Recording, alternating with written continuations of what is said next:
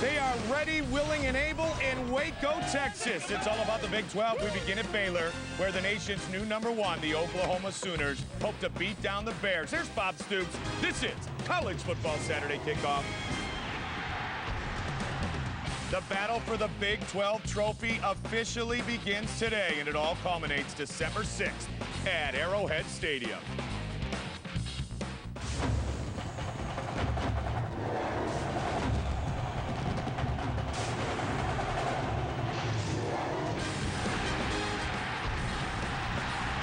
Well, hi again, everybody. Welcome once again inside our College Football Saturday studios. Mike Gold, DeMarco Farr, and the Big 12 trophy. Our third buddy. Yes, indeed. This is College Football Saturday Kickoff. Let's call it opening day in the Big 12 Conference. Play like a champion today. I read that somewhere. Yeah, but it is. Everyone in the conference in the Big 12 is 0-0, so every game's a championship game. You're trying to win the Big 12 championship, so you got to start today. Play like a champ today. It's the 6 big dogs against the ones who want to become big dogs. Woof. Yes, indeed. All right, don't forget to text us all day long. As always, we are interactive. Don't ask about the Wolves. He played at Washington. Text DeMarco your questions at 310-425-9455. A great day for football in Waco, Texas. Home of the Bears, bottom of the hour. They host #1 Oklahoma, a team that they have never beaten. The tailgating is in full swing, and our men are ready to call this game. Bill Land and Gary Reasons. Good morning, and thanks, Mike. DeMarco, good to be with you once again. All year long, we have promoted this league as being, Gary, the year of the quarterback, and we got 2 great examples here today. Everybody knows about Sam Bradford, but I don't know if they understand how good he has been. He's just been phenomenal this year. He's been a great football player for his football team. He's a leader. There's no doubt about it. Just his sophomore season, his numbers are tremendous. And he's got great command of this offense, Bill, and he's got a lot of confidence. A big guy in the pocket. He does everything he needs to in his offense to make them click. 72% completions on the season, 16 touchdowns, only 2 interceptions. He's having a remarkable season so far. For Baylor, their hopes of an upset rely on their freshman quarterback, true freshman, Robert Griffin. Well known in these parts, but he's making a national resume. Well, he's a guy that really gives a spark and really a hope here for Baylor and their football team.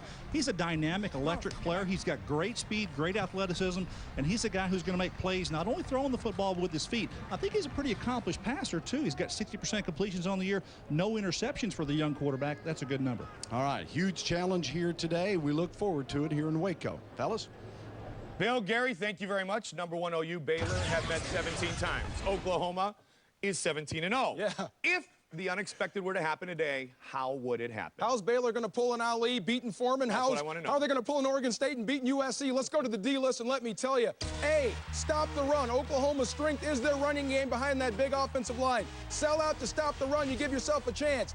B, get to Sam Bradford. TCU sacked Sam Bradford 4 times, the first 4 sacks of the season. C, win with special teams. Oklahoma's been flat, horrible on kickoffs. Return one to the house. Give yourself a chance. D, Robert Griffin's got to have a great day. He hasn't thrown a pick, but he's missing wide open receivers. Oklahoma's already good enough to beat you. Don't give them help. You got to convert 3rd downs. Okay, 1 year ago, 1 week prior to the Red River rivalry, Oklahoma lost. Yes. Will they be ready today? They will be ready today. Bob Stoops assured me on the phone today he will have his team ready. No letdowns. They take Baylor seriously. Baylor's a much better football team than last season. Griffin gives them a chance to win, so Bob Stoops and the Sooners are focused squarely on this game. They will have a great day today. They're thinking not only Big 12 title, they're thinking national championship. We're thinking first taste of text time. D-Far all day long. They're going to fire their questions at you. That's a great smile. I love it. Seriously, your mother must love that. Yes. Who's the best defensive player in the Big 12? Sean Weatherspoon has got to be the best player in the Big 12. 20 tackles last week versus Buffalo. He's just a tackling vacuum. He just runs around and just sucks up all the tackles on the field. That's a lot of tackles, That's a lot by of the tackles. way. Like Art Briles' offense? Randy wants to know. I like his quarterback. I like Griffin at quarterback. He's a good dual threat guy. If he gets better throwing the football, I believe Baylor will have a chance to make some noise in the Big 12. All right, staying in the Big 12, how long will OU stay #1? I think they'll stay #1 as long as they want to stay #1. The only team that can beat the Sooners is the Sooners. If they show up flat, they might lose. If they show up ready to play, no one touches them. We learned last week everybody's vulnerable. The Stoops have to win a bowl game this year. In a word, yes. Big game Bob. Hasn't been big game Bob in a while. He's got to win the big one this season, or we're just going to say, Bob, you know what? That name has got to go. He'd like to win the bowl game. Yes. What does toe meets leather actually mean, Diesel wants to know? See, this is easy. Toe meets leather. Get it? When you kick the football, toes meeting leather. Get it? When, ready to play. Kickoff. Come on, in the now, olden stay days, it with wasn't. me. In the olden days, it wasn't kicking somebody in the helmet. No. Okay, good. I just wanted to make sure. Hey, we know one thing: the race to be the Big 12's best and claim ownership of this, the Big 12 trophy, officially begins today, and we are just getting.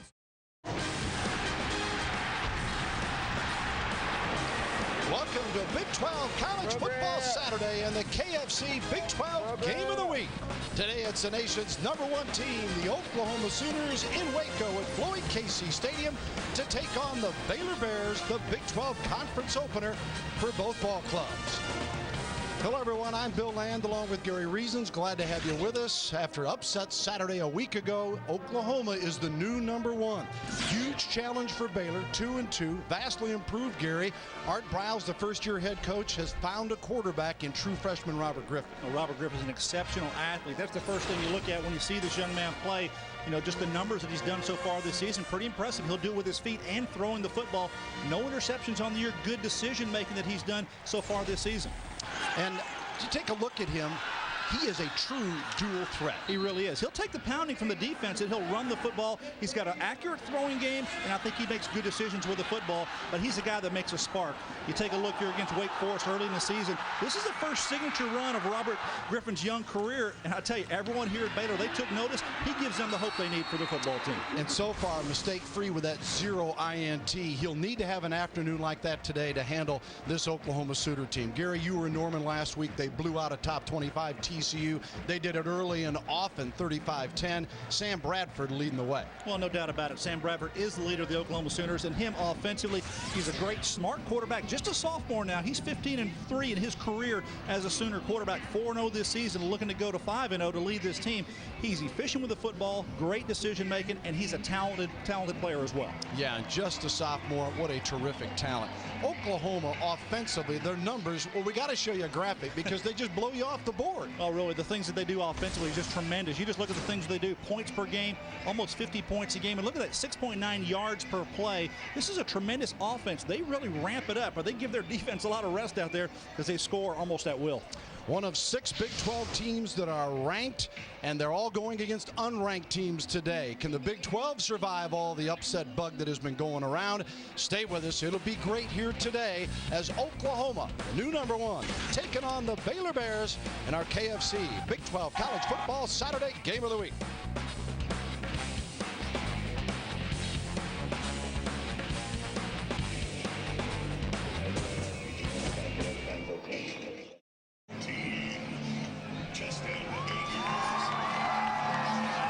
Welcome back to Waco and Floyd Casey Stadium. #1 Oklahoma and the Baylor Bears at 2-2 on our KFC College Football Saturday Big 12 Game of the Week as the Bears are led on the field by a couple of Olympians, Reggie Witherspoon and Jeremy Warner.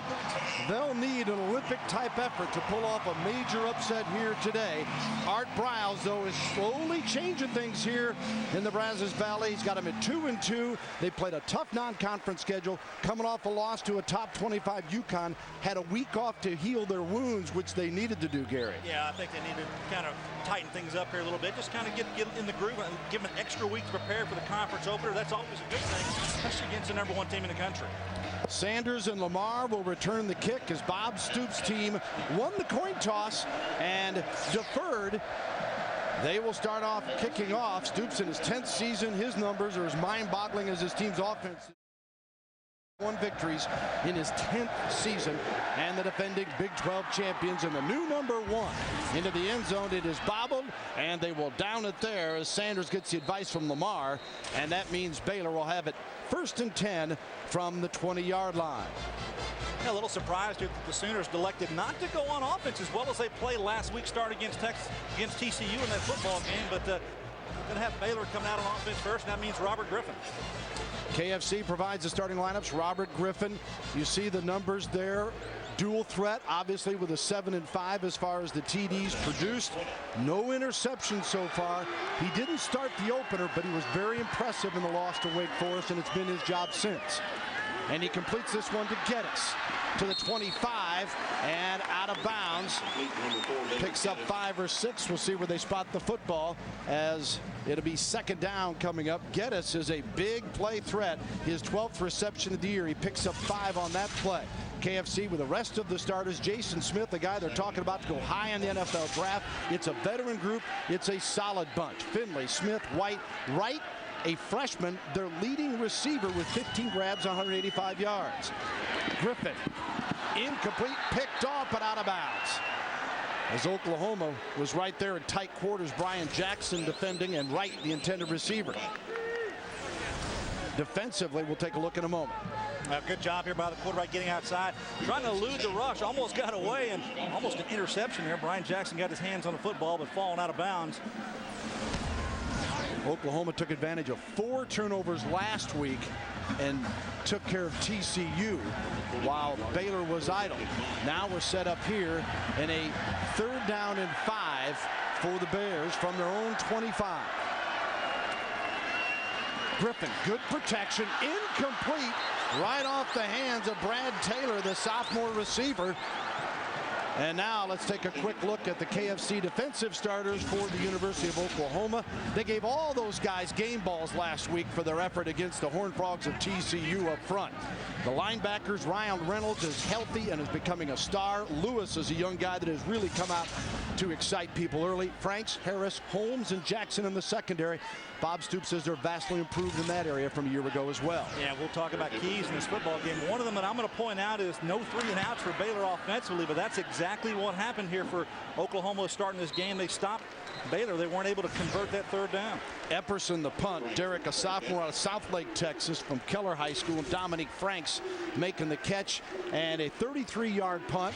OU playing field position early, Gary. Their defense does the job. Look where they get the football. That's exactly right. Coach Stoops talked to us about that. So take a look at Sam Bradford coming on the field, the sophomore quarterback. Look at the numbers, Bill, in his career, or what he's done there. 4 touchdowns, no interceptions. Pretty good stuff last week against TCU. And he is number 3 in the nation in passing efficiency. The Big 12 quarterbacks dominate all the national stats. Here's Bradford on a 1st and 10.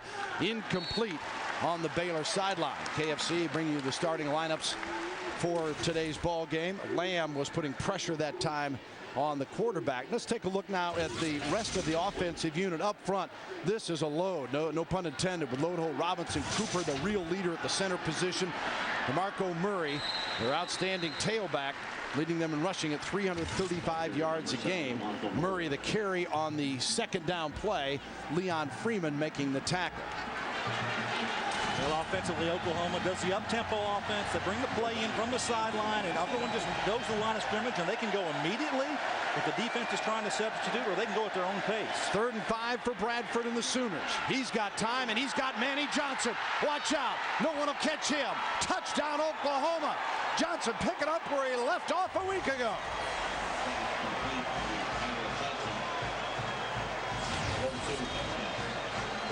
Well, it was 2 deep zone coverage that time by Baylor in the defensive secondary, and the safety who was back there kind of was looking in the backfield, didn't expand to the side of the defense. On the right side here, you're going to see a defender in the flat who's got that weak flat, but there's nobody deep over the top, and I know that cornerback was expecting help over the top with the safety, just wasn't there. Manny Johnson, another big touchdown to go after what he did last weekend. Big 12 player of the week last week. We didn't have time to tell you about that, with 206 receiving yards, an OU record, and he had 3 touchdowns of 55 plus. The kick is good by Stevens. The Sooners dominate early, 7-0 with 1:10 gone. Well, the OU fans are buzzing over that fella, Manuel Johnson, as he takes one 53 yards, a Texan from Gilmer, and OU leads at 7-0 on the pass play from Bradford to Johnson, and the Sooners are set to kick it off again.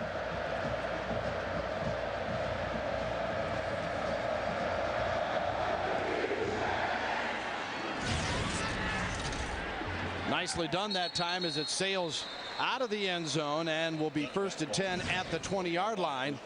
And a flag thrown back near the kickoff site. Let's wait and see exactly what they've got there. Number 6 of the kicking team, 5 5 yards will be added to the end of the run, which will be the 20-yard line, putting the ball on the 25, first down. Offsides on Oklahoma. Now, last week, Manuel Johnson earned Big 12 Player of the Week honors for this performance. 3 touchdowns, 3 long touchdowns from Sam Bradford in the football game, and he got behind the TCU defense repeatedly, and guess what? Started out this ball game here against the Baylor Bears doing much the same thing. Excellent job throwing the ball down the field, and Manny Johnson's got some wheels now. He's got speed. They're going to have to contend with him today. It's a talented offensive receiving corps for the Sooners. Yeah, those TD receptions, 76, 55, and 63 yards, a new Oklahoma record with a total of 206 yards receiving. They're going to re-kick this now because of that penalty against Oklahoma. Special teams have not been a big highlight for the Sooners yet. Now, that time, Moreland kicking off, got a tremendous kick, but they had the penalty, so he's booting from the 25 this time.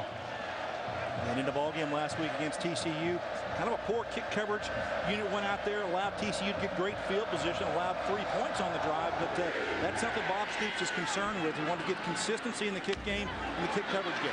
Matthew Moreland's kick this time into the end zone. They bring it out and taken to the 25-yard line, so pretty fair trade-off that time, as Lindy Holmes makes the tackle for Oklahoma. And now Baylor starts again, Gary, but 13:44 on the clock, and you're down 7-zip. Well, I talked about the offense here for Baylor. They've got to come out and they've got to control the line of scrimmage. They've got to protect their quarterback, and they've got to get some first downs. They've got to find a way to move the football against this OU defense. Hey, it's a tremendous defense. The defensive front four, we talked a little bit about them at the start. They're playing at a high level, getting off blocks, and they'll do a good job in the run game as well. But they can also put pressure on a speedy quarterback, which Robert Griffin is. Finley picks up about 5 as we take a look at our Armani scouting report here. You're talking about Baylor and what they need to do for the upset. Clayton made the tackle that time. Yeah, no 3 and outs. That's being productive offensively. Get you some first downs, move the football. And I think they've got to win the special teams game. I think they've got to win the field position battle with Oklahoma. I think they have an opportunity to do that. Those are a couple of things that will be critical for them today. 2nd and 5. Play action this time out on the flat, and it is complete, and a first down Baylor. Good movement that time as a flag is thrown. Clayton makes the tackle. Scranton the receiver. Yeah, nice play design here, thrown it all the way to the outside and have your inside receiver block out to make the cornerback out of the play, and then he run right behind him. Might get a face mask here at the end of this play.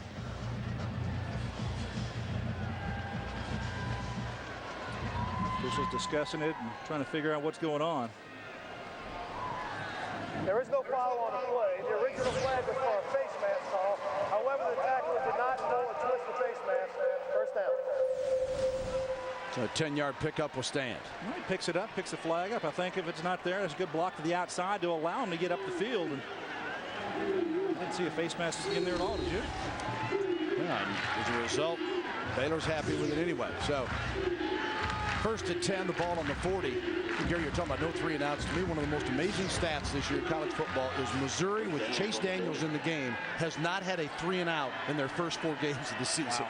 I mean, that Big 12 and the power in this league is amazing offensively. We'll have a chance to develop that a little bit as the day goes on, with 3 teams ranked in the top 5 and 4 teams ranked in the top 8 nationally. Yeah, and here you see what Baylor's trying to do a little bit offensively. Jay Finley's giving them a pretty good running attack, getting back almost 80 yards a ball game, and what he's averaged per carry is pretty impressive, 8.1 yards per carry. So he and Robert Griffin are the running attack for the Baylor Bears.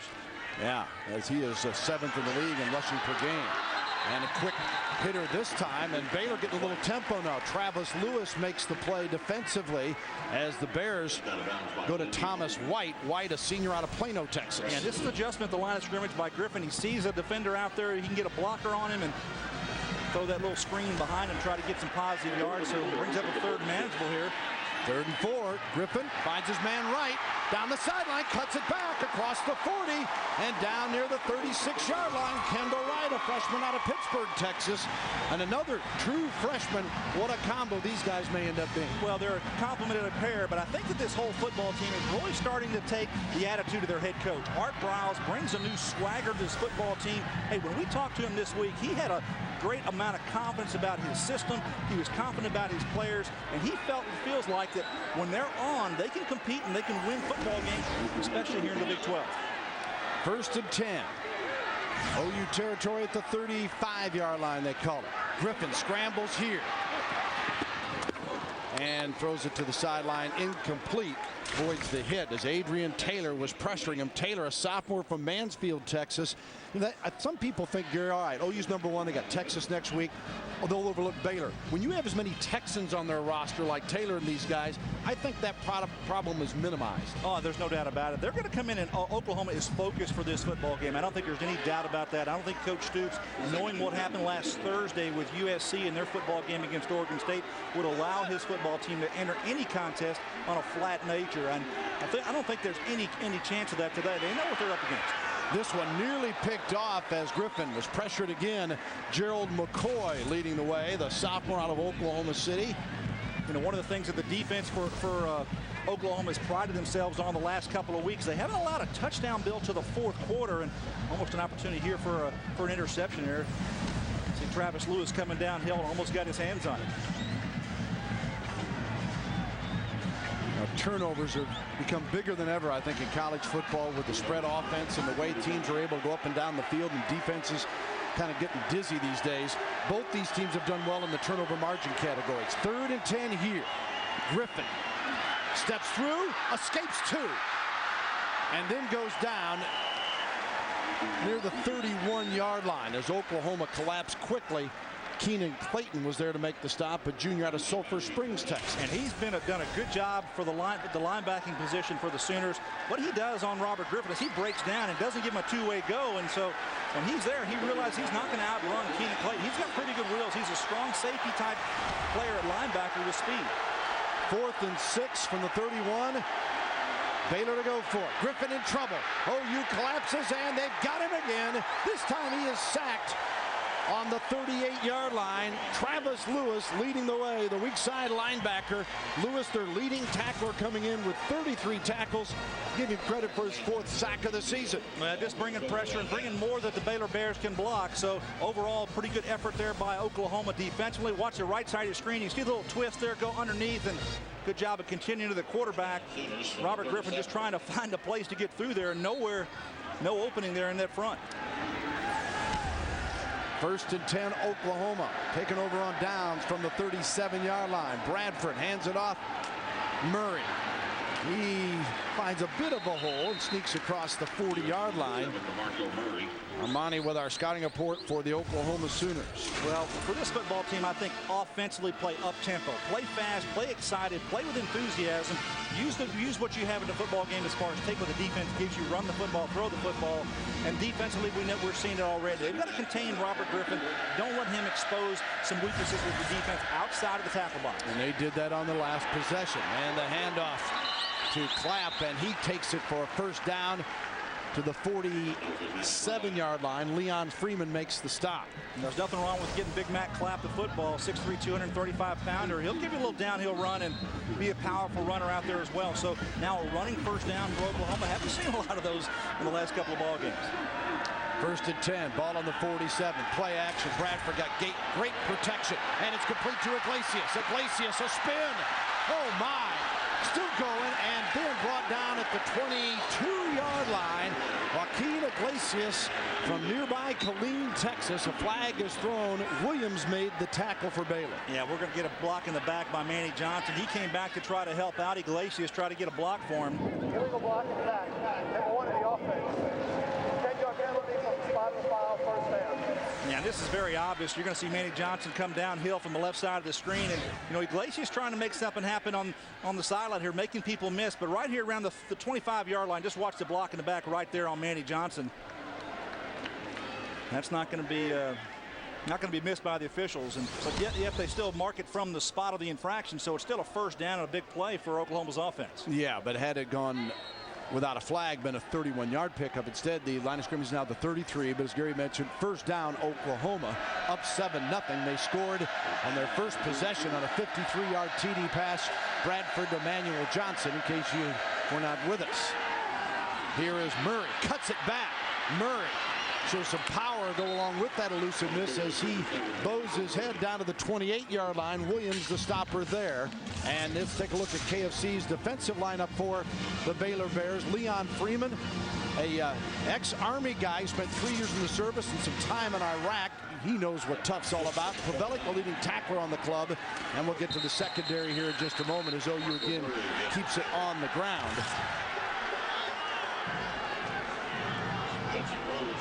Pavelic making the stop.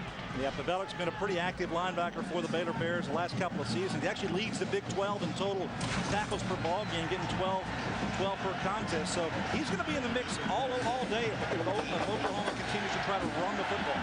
3rd down and 4 for the Sooners at the 27. Murray got the first down easily to the 20-yard line. DeMarco Murray, 2 100-yard games this year, 124 against Chattanooga and 100 against Washington. Yeah, and it's just power for the offensive line here. Run the old zone play and allow the tailback, in this case Murray, get the football deep, read the line, read the blocks, see where you can get a hole there. And he just takes it up north and south, and good possession there for the Sooners, moving the football on the ground. Earl Patton, the tackler, for the Sooners, 1st and 10 on the 20. Bradford again, great time, and drills it inside the 10-yard line to be a 1st and goal. And Tyrius Bryan makes the tackle on 11-yard pickup to Iglesias. Well, when you see the quarterback stepping back there, Sam Bradford throwing the football with accuracy, and you see the numbers there offensively. When they get in the red zone, just perfect for Oklahoma, 19 of 19 this season. Here's Brown getting his first carry. Wrestled down. See where they mark it near the sideline there. At the 6, I believe, maybe the 5-yard line. Chris Brown, a junior out of Alexandria, Louisiana. Murray, Brown, and Moses Madu average 183 yards per game between them. Bob Stoops says, I like spreading the carries out. We like to wear people down. I don't want to wear down my running backs. It's a long football season, and it's worked so far. Chris Brown is their guy inside the 10-yard line. They like to get it to him. He's got 5 touchdowns on the year. There's an interception. Oh, my Pavelic with an INT at the 10 and out of bounds. A flag is thrown. Joe Pavelic took it right off the goal line. Let's await the official's decision on the penalty. And that would be Pavelic's 3rd interception. You see the linebacker right here. He's going to be right in the lane of the throw and just jumps up and gets him. Manny Johnson there behind him. The ball will be placed on the 2-yard line, 1st down. Wow, I think that play, that penalty was actually after the ball was already intercepted. I'm surprised that they're calling that penalty because there was no contact in the secondary by the defensive back. I think it was Joaquin Iglesias coming around the back of the end zone there, the intended receiver. So a huge flag here for Art Briles' crew, because obvious OU going in to score. We show you they're perfect in the red zone. You got a chance to stop them, gain a little momentum, get the football back, and the penalty brings it all back and makes it 1st and goal to go from the 2-yard line. Yeah, that's not a reviewable play, folks. If you're thinking, why is it not being reviewed if you're a Baylor fan? But it's been called here against Baylor defensively for the interference and allows the Sooners to get great field position and punch him in for the score. DeMarco Murray scampers in his 4th TD run of the season. And Murray, a sophomore out of Las Vegas, makes it 13-0 Oklahoma, 7:38 on the clock. Yeah, just power I run the ball downhill behind the big offensive line. Plenty of room there to get in. All set up by the penalty in the end zone, trying to cover cover Joaquin Iglesias, and the penalty thrown brought the ball in there to the 2-yard line. So Jimmy Stevens, redshirt freshman out of Oklahoma City for the PAT. And is good. He is 28 of 30 on the season. He's hit his first 2 today, and the Sooners with a big crowd following him down here in Waco, up 14-0. Oklahoma 14-0 for the #1 ranked Sooners over Baylor. DeMarco Murray getting it done there after the penalty brought the ball back to the Sooners. 2-yard run, and one of the top 5 rushers in the Big 12 gets his 4th rushing TD of the season. And Oklahoma on that drive coming out, deciding to run the football, doing it demonstratively along with DeMarco Murray. Chris Brown getting a little taste of getting the football, but a good job running the ball overall. Geddes is deep along with Lamar this time to return the kick. Matthew Moreland and Tulsa kick it off here. Down about the 1. Brought down at the 21-yard line. Let's check in with Mike Goldberg and a little game break. Bill Land, why should we be surprised? Already another upset brewing in the Big 12. Number 16, Kansas at Iowa State. Cyclones, 2 possessions, 2 touchdowns. Arnott has not thrown an incompletion yet. Iowa State leads 14-0. And don't forget, Oklahoma fans, you can watch your arch rival, number 5 Texas, later tonight, right here at Colorado. Bill. All right, thanks. Around the Big 12, seeing these teams go head-to-head, the 6 ranked teams against the unranked. But in college football these days, you almost expect somebody to get bumped off, don't you, Gary? Well, there's so many quality teams, and you know these teams, they really ramp it up for these ranked teams, especially. We got 6 going against 6 here in this conference in the Big 12 today, so there's plenty of incentive to play for. And I know Gene Chisholm with that football team at Iowa State, they need to make a statement of a little more identity, kind of blend in with what's going on in the Big 12. You see that note there about how tough KU's been. Speaking of tough, what a hit! Brian Reynolds. Woo! Reynolds made the tackle on the last play. Said, "Hey, you didn't mention my name, Bill." Bang! You know, he may not be 100% off that leg injury he had a couple seasons ago, but this is pretty good contact right here. I saw it. I heard you, Ryan. Yeah. Wow. He's there. He came to play. That defensive unit for Oklahoma, I think last week against TCU really shined in the football game. Doing so again today. They've got their hands cut, their work cut out for them. They've got to contain this quarterback, and he can make a play just about any time with his feet. Griffin in trouble here. Will have to use those feet. Trying to beat one man. Coming back on his 5 and throws it away. Robert Griffin. Well, you know, Oklahoma, not that that's been the intent, but their first 4 opponents, the quarterbacks left every game. And remember, that's only 4 guys that are going after the quarterback right there, and Robert Griffin's running sideline to sideline. And those 4 defensive linemen are very athletic up front. You had Adrian Taylor in there, and Cordero Moore, Jeremy Beal, and Austin English, all 4 of them tracking down that speedy quarterback. Epperson had a 33-yard punt the first time. Derrick is a sophomore and averaging 43.5 a kick. That is second in the Big 12. Shanks this one, though, and goes out of bounds. Oh, my. Oklahoma going to get a nice break here. See where they spot this football. We'll sort it out when we come back. Sooners in control.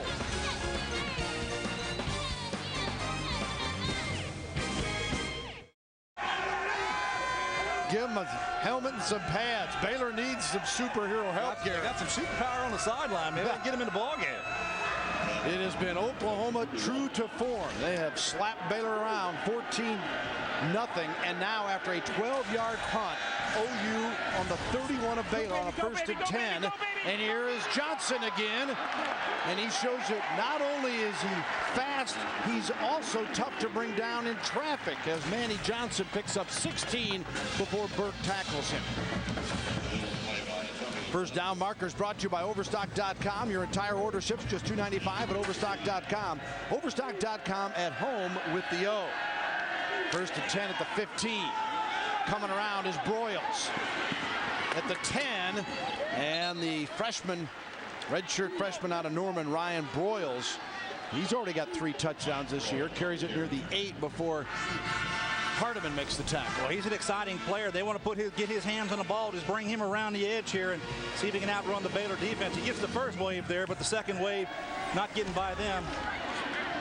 And then OU quickly on the ground as Brown takes it to the 5. Gary, you were on the field last week. I know you were really impressed with the tempo that OU set in that game in the win over TCU. Yeah, the game, they started out very fast. That's why I was talking about why didn't they take the football, because it worked well for them. Make a statement. Go on the road, make a statement, but they didn't have to because their defense responded. They got decent field position, punched it in. Both times they've had the football, Oklahoma's put touchdowns on the board so far in this ball game. Looking for a 3rd, and Brown is stopped by that Baylor line this time.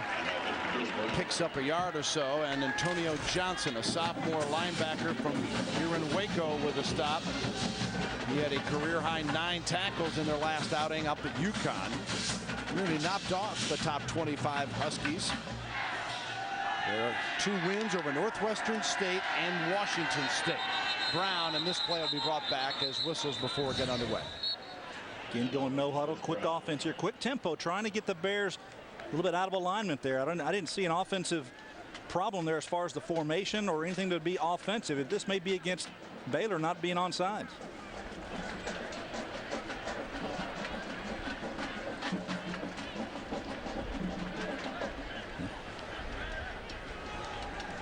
There is no foul on the play.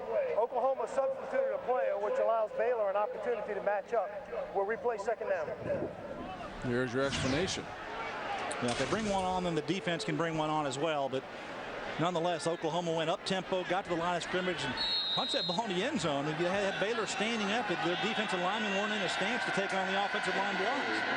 Something got to sort out with those new clock rules. Second down and goal to go from the 3. Brown finds a hole. Did he squirt in?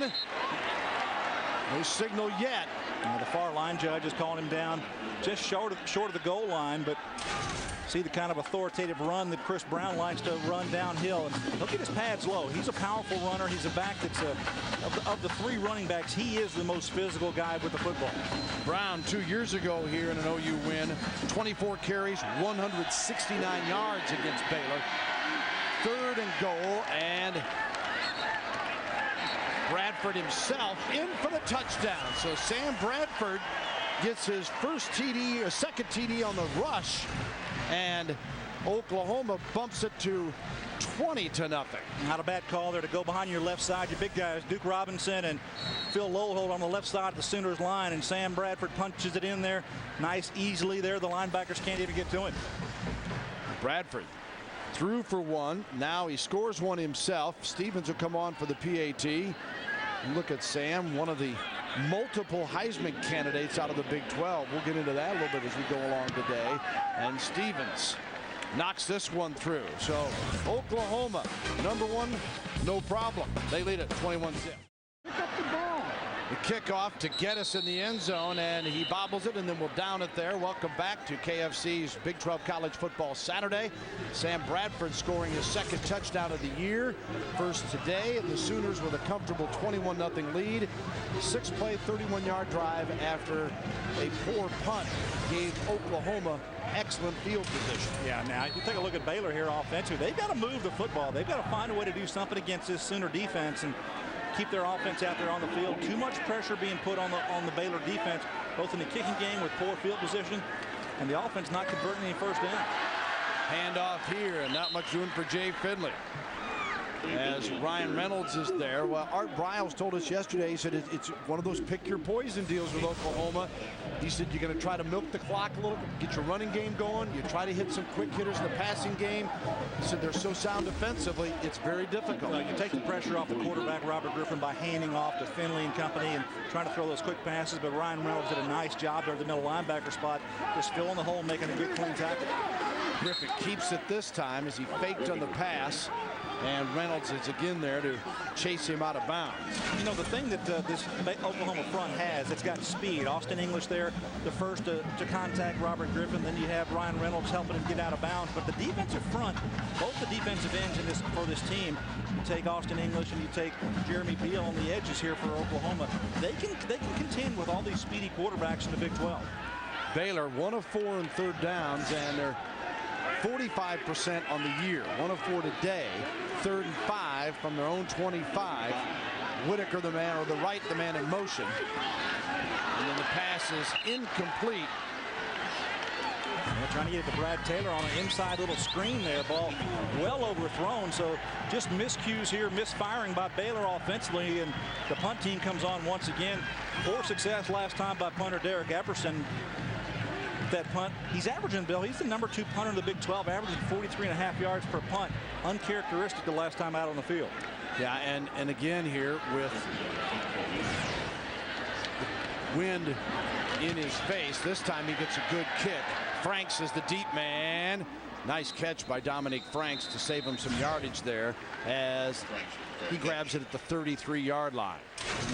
Now we talked about miscues by Baylor, and obviously you can't do these things. You drop footballs and have a chance to convert a first down. Drop the pass there. Now the interception. Not your way because of the penalty in the back of the end zone. Sets up a TD and then a 12-yard shank punt. And that set up the last touchdown by Bradford. So OU's good enough.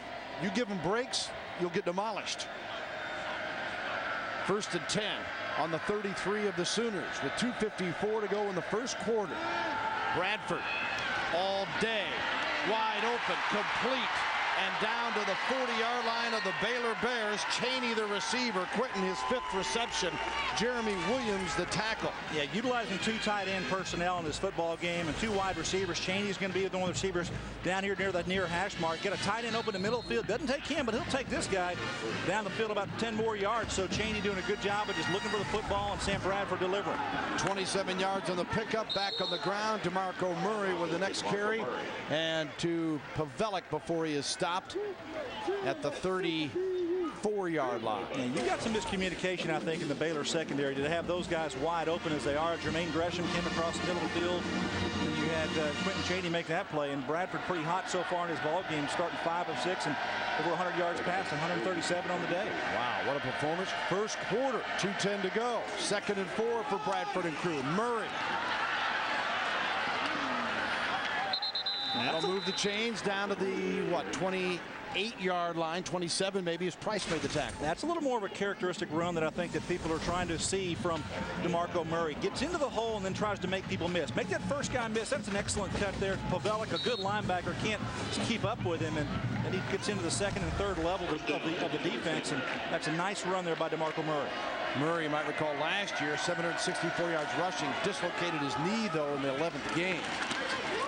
Still had a great year, and Madu gets his first carry here to the 20-yard line. Sophomore from Norman, and Pavelic makes the tackle. Yeah, Madu comes around. He's got good downhill speed. He's a lot like DeMarco Murray. He's got elusiveness and giving him 32 yards per ball game. So he's had a few touches in this season, and he's a changeup back as well. You get DeMarco out and get him in there.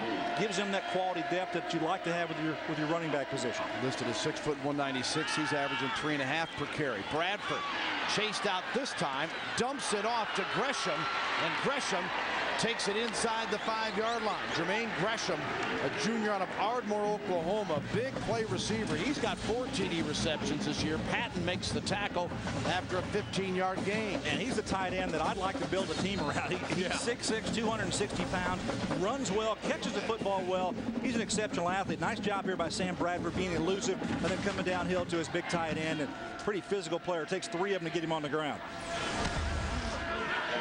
OU set up 1st and goal at the 4, and Madu,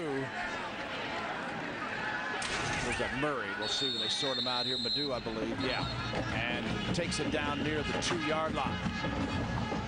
Got a play stoppage here on the field. Duke Robinson, the left guard, watch him pull around. He does a good job of coming around his little O block. Nice job of getting up in the hole, leading for his tailback, and you know, this line, watch his guard pull around here and get up. That's quickness for a big man. That's a good job of getting in the hole and getting some explosiveness with an offensive line. I think that's what Kevin Wilson's trying to get with that offensive front, trying to run the football, be a lot more physical inside. Senior out of Atlanta, first team all-conference pick a year ago, and just one of a load of stars up front. Load Holt at senior, and then John Cooper making his 29th consecutive start at center, providing a lot of leadership. Kevin Wilson, the offensive coordinator, telling us really likes the leadership the seniors are providing. Hey, tonight, College Football Saturday continues. What a doubleheader finish. 5th-ranked Texas trying to stay unbeaten, meeting the Buffaloes of Colorado. 7 Eastern, 4 Pacific, presented by KFC and High Definition. The Longhorns and the Buffaloes, and what a game that shapes up to be. Timeout called here just before the snap. It's Joe Pavelic turning around, talking to the umpire, calling the timeout for Baylor defensively.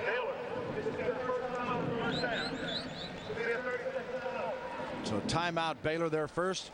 You know, we're talking about Bradford, who's obviously a Heisman candidate. There's a couple of other obvious ones, and Colt McCoy is certainly one. 80% passing completion rate this year. Yeah, look at his numbers. Have they skyrocketed over the last couple of seasons, and over 209 points passing rating so far for Colt McCoy. I've seen him play a couple of games already this year, Bill, and he's on top of his game. He's a good passer. You see the numbers there, but I think it's just the command and control that he has of the offense for the Longhorns is going to make it a very interesting contest. Remember last season, Oklahoma went to Boulder, got upset out there. So you got to kind of keep that in mind, because that's what Dan Hawkins is going to bring to his football team. Hey, we've done it before. We can do it again. I think Matt Brown's got to guard against going up to Boulder and having a letdown. Well, of course, Oklahoma and Texas hook up next week at the Cotton Bowl in Dallas, and nobody wanting to overlook anything before that. Bradford back to the action, under center on a 2nd and goal. Madu jams his way in. Yes. Touchdown, Oklahoma. Moses Madu gets the TD. That is his 3rd score of the year. He had a pair against Washington out on the coast earlier this season. Well, your right guard does a good job here. Brian Simmons, just watch him push his defensive tackle out of the hole there. That enables Moses Madu to get right in there. Nice job by number 74, Brian Simmons, to help his tailback. Stevens will come on for the PAT. A large contingent of Oklahoma fans making the trip down I-35 here to Waco, where they can get seats. And beautiful day for OU football. It's turned into a nightmare for Baylor.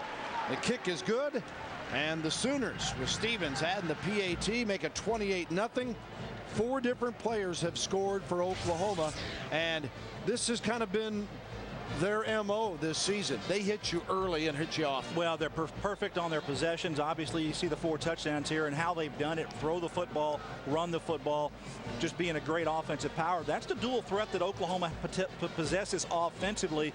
They get all these things, refined. It's going to have a great season. It's already been one so far. This being their 5th game and their 1st conference game for Sam Bradford and this offense, just putting up huge. We saw it in the open. There's some tremendous numbers to start the season. And Oklahoma, with 41 seconds to go in the 1st quarter, the number 1 ranked Sooners up 28-0 on Baylor. And it is certainly not the scenario that Art Briles was thinking would unfold here.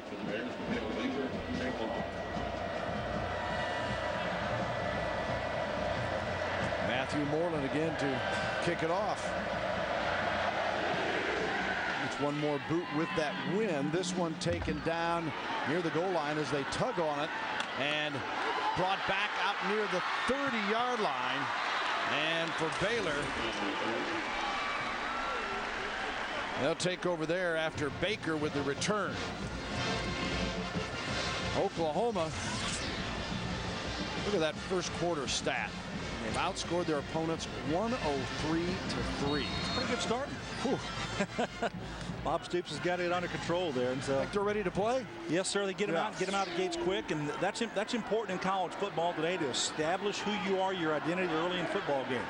That's Georgia last week when Alabama put 31 zip on them to start that game down between the hedges.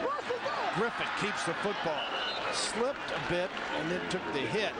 Now the first pickup. Yeah, that was the first design called run for Robert Griffin. Now he's run the ball a little bit in this game, but that was the first one where it's a zone read where he's taking the ball to try to make something happen. Look for more of that today. Freshman out of Copperas Cove, Texas, and this one's loose. Geddes pounces on it after Whitaker had it knocked, or the right had it knocked away, and Dominic Franks and Robinson were there covering on the play. I'm not sure you can do this all day against this Oklahoma defense. That is, throw the ball horizontally across the field. You see the speed of the Oklahoma defense just making it up too easily. And ends the 1st quarter as Oklahoma up 28-0 on the Baylor Bears. Johnson, Murray, Bradford, and Madu, the touchdown makers for the Sooners on KFC's College Football Saturday.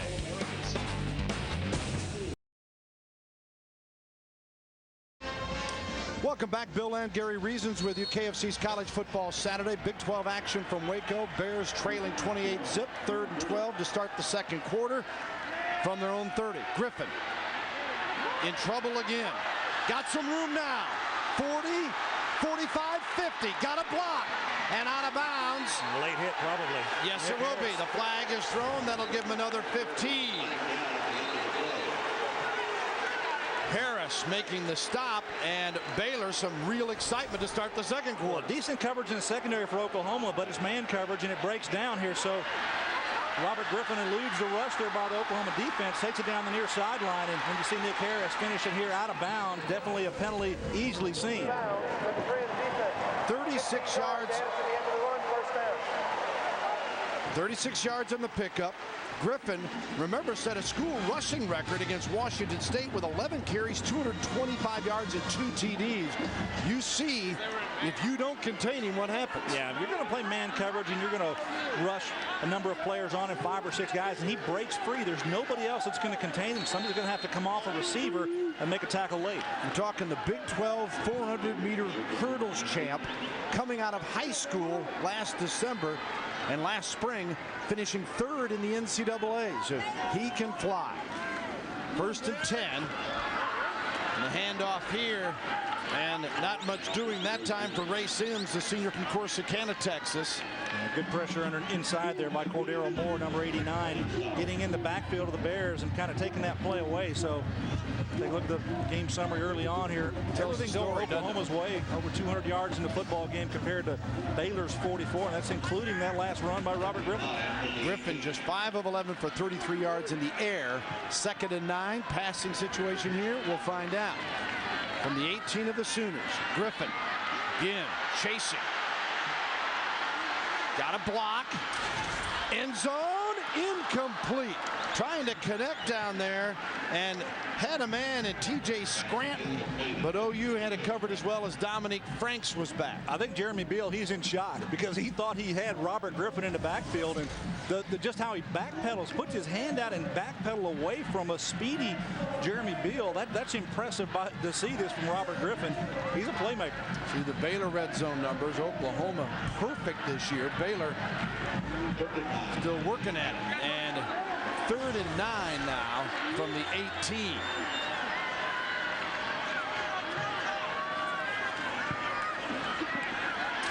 Griffin.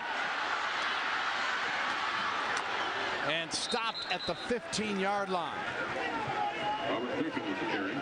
Landy Holmes makes the tackle. 4th down, field goal situation, or when you're down 28-0, are you looking for 3s? Yeah, you're definitely going to go for the touchdown here, but this is what Robert Griffin gives you. Gives you the ability to break down. But, Bill, I think this is where he's going to run into problems this year. He's going to take too much contact here in the Big 12, and not sure that he's going to be able to finish all the ball games that he plays if he keeps getting contact like that. Incomplete. Got to be a couple of penalties. They threw 2 on the sideline. Yeah. When you see a hat out there, it means the official's already thrown his flag once before. Yeah, he's not working on the tan. You bring up a good point, though, about Griffin, and Art Briles recognized that when we were talking to him this week and said, yeah, we've got to protect him some. 2 fouls on the play. Offside on the defense. That penalty will be declined. Pass interference, number 11 of the defense. Ball will be placed at the 2-yard line, 1st down.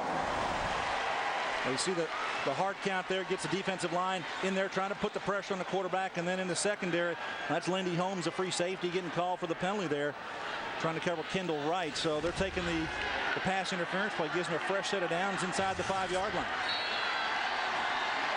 So the best opportunity of this game for Baylor on a 1st and goal from the 3-yard line following the penalty.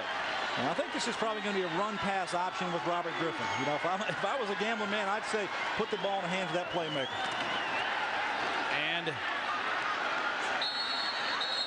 he's stopped. They're going to mark it near the 1 forward progress as Harris makes the tackle. Kind of a unique set there. He goes back, looks in the shotgun, walks up under center, then gooses the center, takes the ball really quick, tries to take the defense, catch him off guard there, and he made 3 yards, but the Sooners that kind of come down here there, watch Ryan Reynolds, the linebacker, fill that hole, get a good pop on the quarterback, and then you got some help there with Nick Griffin again. Quick snap, goes in, no signal. They'll sort him out down there. Touchdown. Griffin gets the TD, and Baylor is on the board here in the 2nd quarter on their 1st drive. Well, the big run by Robert Griffin breaking out of the pocket sets up this great field position. The penalty also helped, gets the ball for a 1st and goal inside the 5-yard line. 2nd attempt now for Robert Griffin. Gets that ball across the goal line per the officials. So there's the ball across down the line. So excellent job by Baylor punching the ball in against the Sooners. the PAT by Ben Parks is good. Freshman out of Argyle, Texas connects. He is 17-19 on the season.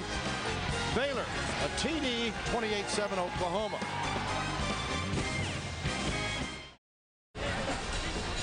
Robert Griffin with a TD.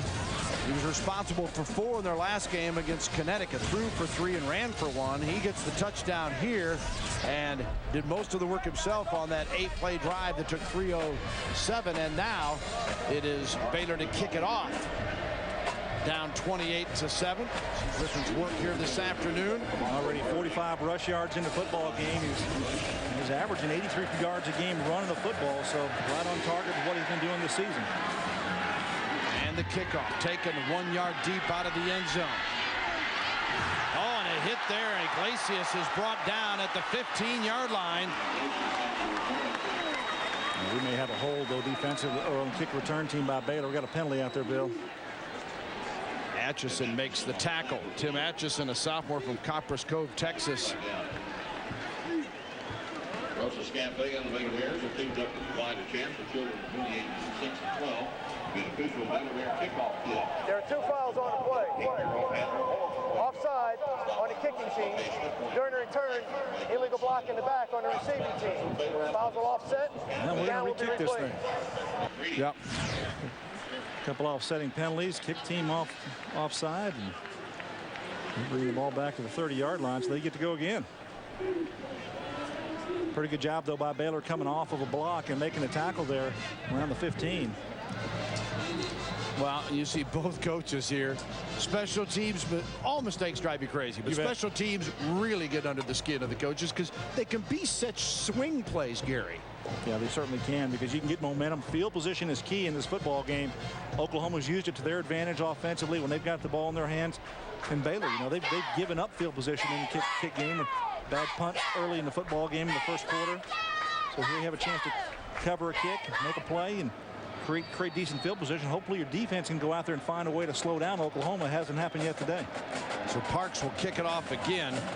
Oklahoma set to return up 28-7.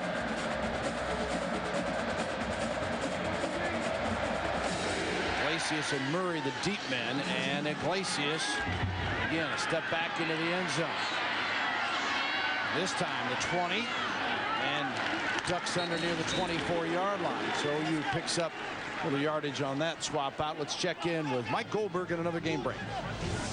Bill, things getting a little better for Baylor. Same cannot be said for number 16, Kansas. They are at Iowa State, and Kansas has turned it over twice. This recent pass intercepted by the freshman Leonard Johnson. It's 20-0. The Jayhawks have won 4 of the last 5 in this series. Later today, Missouri tries to win for the first time in 3 decades at Nebraska. Thanks very much, Mike. Back to the action here. And Oklahoma with Murray carrying the football, and Chris Francis makes the tackle. Here, a comment about Missouri having not won in Lincoln in 30 years. Kellen Winslow was a part of their last victory. I mean, we're going back a ways. That's going back a little bit, but they'd like to get it done today, that's for sure. Murray spins out of a tackle, shakes another, and shows some power as he forges ahead across the 31-yard line before Jordan Lake, the free safety. I think Jordan Lake might have taken the worst of that tackle situation. He came up from his free safety spot, tried to tackle DeMarco Murray. Watching the end of the play here, DeMarco Murray trying to be physical, and he certainly is. And bingo right there, he knocks off Jordan Lake and actually gets credit for the tackle. Murray, 9 carries, 40 yards so far for the Sooners. 3rd and 3 for Oklahoma. Brown, first down and plenty more. Trots it to the 40-yard line where Jordan Lake makes the tackle. Yeah, taking the pressure off of Sam Bradford, running the football. Got a chance here to develop your run game against Baylor today, and they're trying to do so. Trying to establish a line of scrimmage. You see the center there. Take a look at Cooper there, trying to get a hole open for his tailback, and Chris Brown does a nice job running through there with authority. A little up-tempo here, and Brown again on a first down carry. Flag is thrown as he is stopped near the 45-yard line. There was no play prior to the snap. False start. Number 70, the offense. 5-yard penalty. Remains first down. And calling Corey Brandon the right tackle there for Oklahoma, who's in the ball game. get some quality playing time here early in the first half. A quick start there. Hadn't been out there with the Sooners a lot offensively, offensive line front. So going that up-tempo speed kind of jump. First and 15. Brown.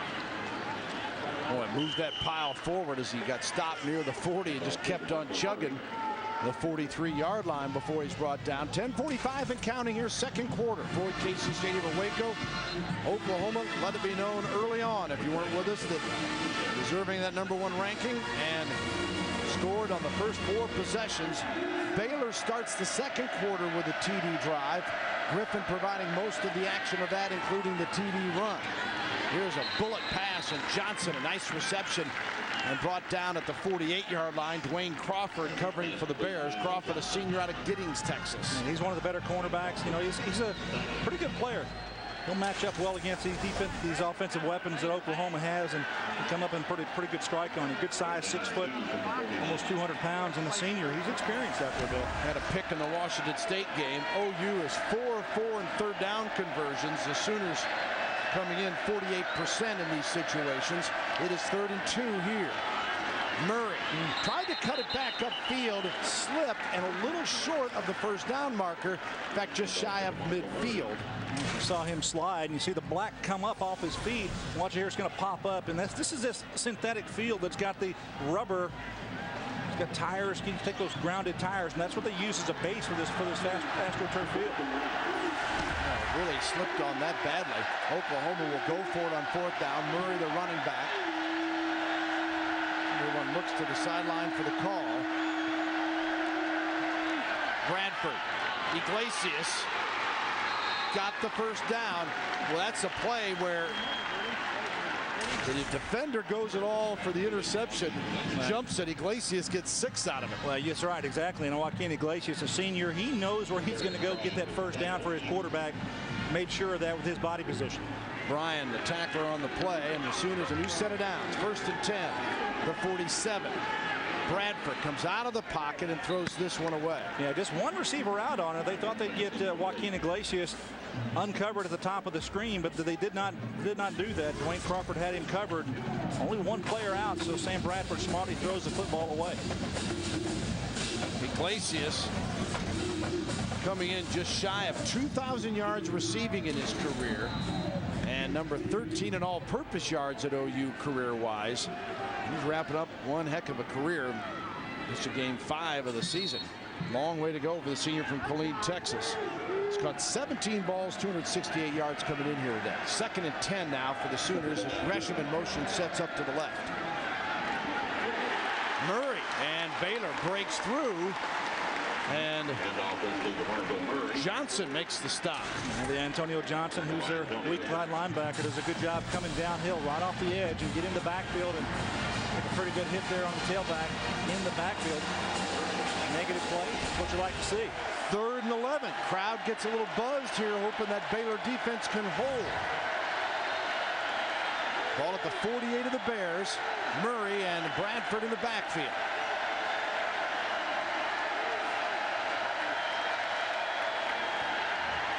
Bradford, great protection. Going deep here. Iglesias. Still waiting for a ruling, and it's incomplete. Coming up with the football was Jordan Lake. That ball bounced around down there like a bunch of popcorn popping around, and Iglesias trying to pull the ball in. See it here on the replay, and the ball's still going. Jordan Lake, number 21, gets his hands on. Does the ball touch the ground anywhere? Hasn't yet. It's on top. It's still on top. Does it touch the ground there? Jordan Lake thinks he gets his hand underneath it. Don't see from that angle, but perhaps here on the left side, we'll see if it falls and hits the ground. And I don't know if it does or not, though. That might have been his elbow touching the ground. The ball doesn't hit the ground. We're ruling it as an interception. First down. I'm sure we'll take a quick, close look at this, and maybe we can take another look at that same angle again. What a mess as it rolls to the bodies intertwined, and we'll see if they look at it with it. Baylor football. We'll take a look at it one more time here as the ball's bouncing off of Iglesias there, his left shoulder. Does the ball hit the ground? I'm not sure if that ball's touching the ground or not. I think it's right on his shoulder pad, and it's still up in the air. So it's a good job here by Lake pulling that ball up and pulling it in. So I think it's going to be a good call here. The ball's going to go over to Baylor. If it did touch the ground, Gary, it's going to be really difficult to overturn because so far, and we got a ton of angles, we haven't one that's shown that. I haven't seen anything that's definitive enough to overturn the call on the field, which is an interception. So that's probably what's going to stand.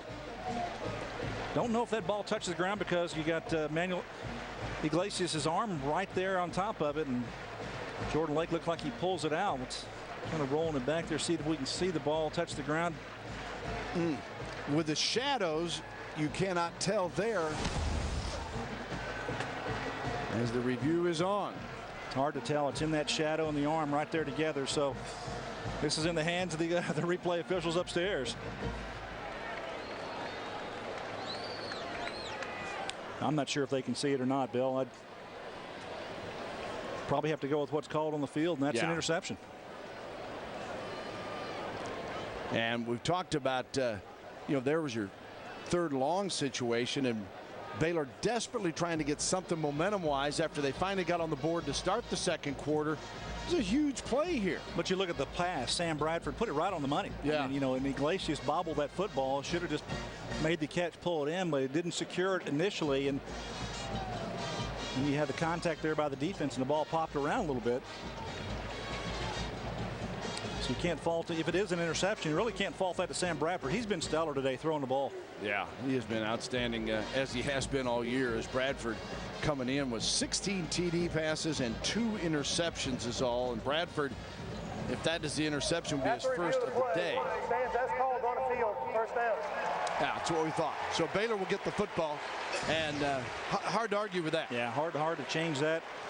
Not definitive enough to have a look at it. And finally something goes away for Art Browse. You see the missed catch there by Iglesias and winds up being an interception.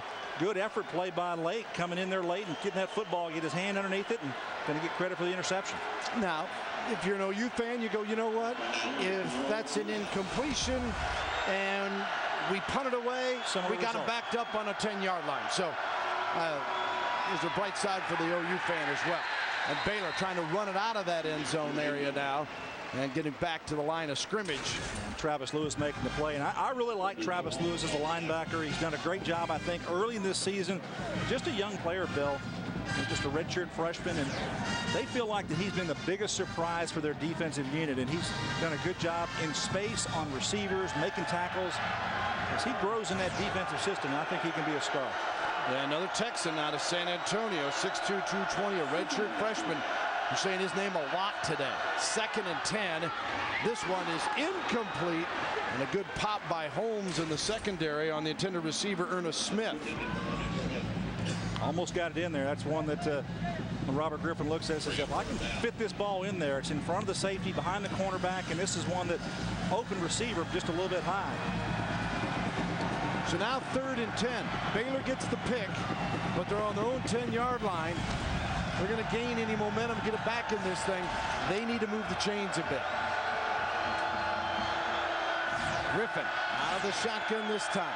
4 wideouts to the near side. He goes the other way. Got a pick, and Geddes trying to make the best of it. But he is shy of the first down. And Griffin, or the offensive lineman, slow to get up as... Well, it's a good play design, Bill. They bring all the receivers to the near sideline. It's got an isolation receiver out there, and you got a blocker coming out to get him right there. Bingo. But then good hustle inside by number 28. We've talked about Travis Lewis and his athleticism. He's the one that stopped the play for Oklahoma. So here's Epperson now. He's got the wind at his back this time. He's had a couple of difficult punts, and he's had one good one here today. See what he does this time. Dandy on the 4th and 3, and it is taken and smothered at the 35-yard line is Broyles.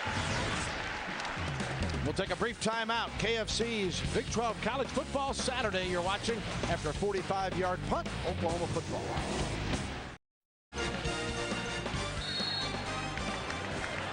Baylor and Oklahoma with a 28-7 Oklahoma Sooner ball, 1st and 10 from the 35. 6:49 to go before halftime.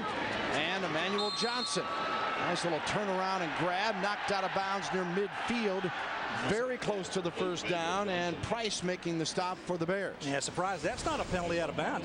This is marginally close here on the sideline of hitting Manuel Johnson out of bounds, and I think it is. Definitely. Not called there by 2 line judges, so actually hitting him low on the legs. That's pretty much uncalled for. Bradford hands it off to Brown. Brown bows up, got the first down into Baylor territory at the 49-yard line. Vincent Rhodes, a senior from Denison, Texas, with a tackle. Rhodes coming in with 10 stops on the season.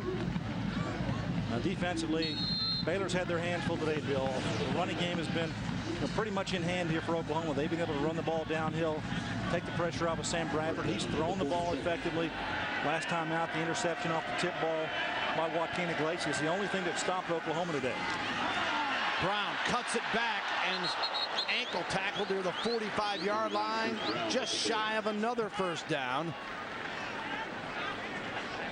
Well, Oklahoma last week, 25 yards rushing. They're establishing the run today, aren't they? No doubt about it. You take a look at the linemen here, moving them out downfield. Trent Williams doing a nice job with the right tackle, just closing down the defensive tackle. And you take your tailback, Chris Brown, run right off that. That's what the zone running scheme allows that tailback to do, just find the open area. And now they come close to the 100-yard rushing for the day on this carry. They get a couple. They were 24 of 96 prior to that play. And now 270 yards total offense. DeMarco Murray, that carry. See the rushing yardage in the football game. Baylor, all that's the majority of it is with Robert Griffin running the football, and Oklahoma doing with their 3 tailbacks. Bradford, TD pass, you betcha. Iglesias scores for the Sooners. Made it look easy.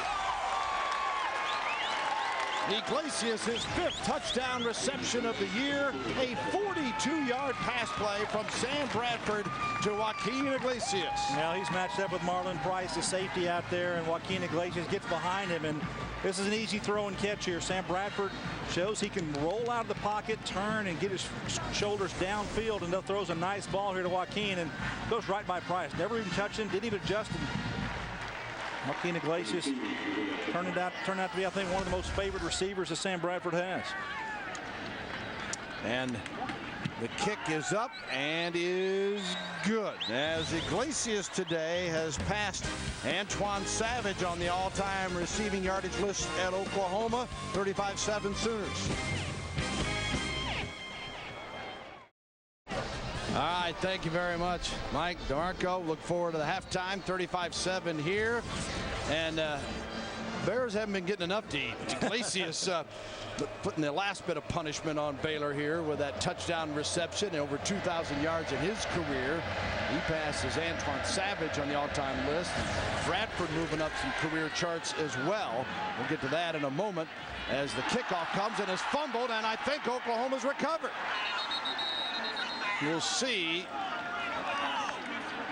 I think it was Keenan Clayton who was right there, the first one on it, number 22 for Oklahoma. It's Baylor. It's Baylor back to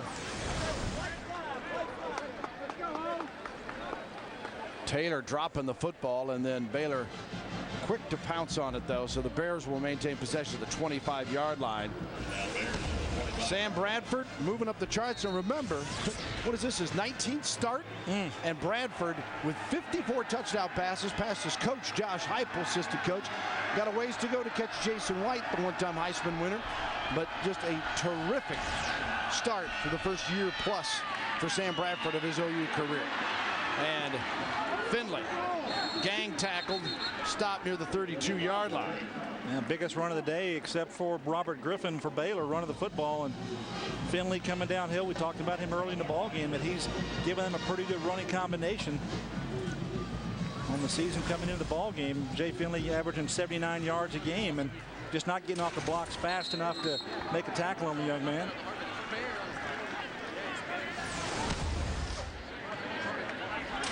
Second and 2, making the first down after that. And Griffin. Change move, 4:53 to go here.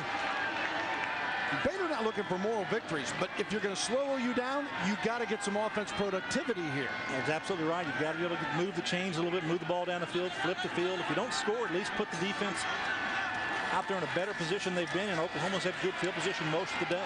Griffin going deep here and nearly picked off as good fight for the football that time between T.J. Scranton and Jackson. Brian Jackson, a junior out of DeSoto, Texas, just south part of Dallas. And well, they're really excited about his play. Jackson really done a nice job coming in there. Yeah, I think he's a good player. He's got good size, 6'1", 205 pounds, and got a good eye for the football. So I think he's solidified that cornerback spot. They're really pleased with his play so far. On the other side, Dominique Franks, a young sophomore, has also held up very well to go with Nick Harris and Lindy Holmes. The secondary for the Sooners is pretty solid. Griffin just 6 of 15 for 40 yards in the passing game. He'll try to run it here. Escapes one and is stopped just shy of the 40-yard line. Remind you to save time and fuel by shopping comfortably at home with Overstock.com. At home with the O. 2nd and 10 this time for, or the third, I should say, and I'm going to make it 5.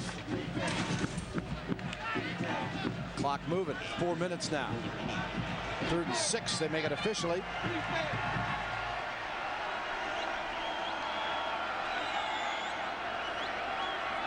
There's 4 linemen there for Oklahoma trying to contend with this front here for Baylor.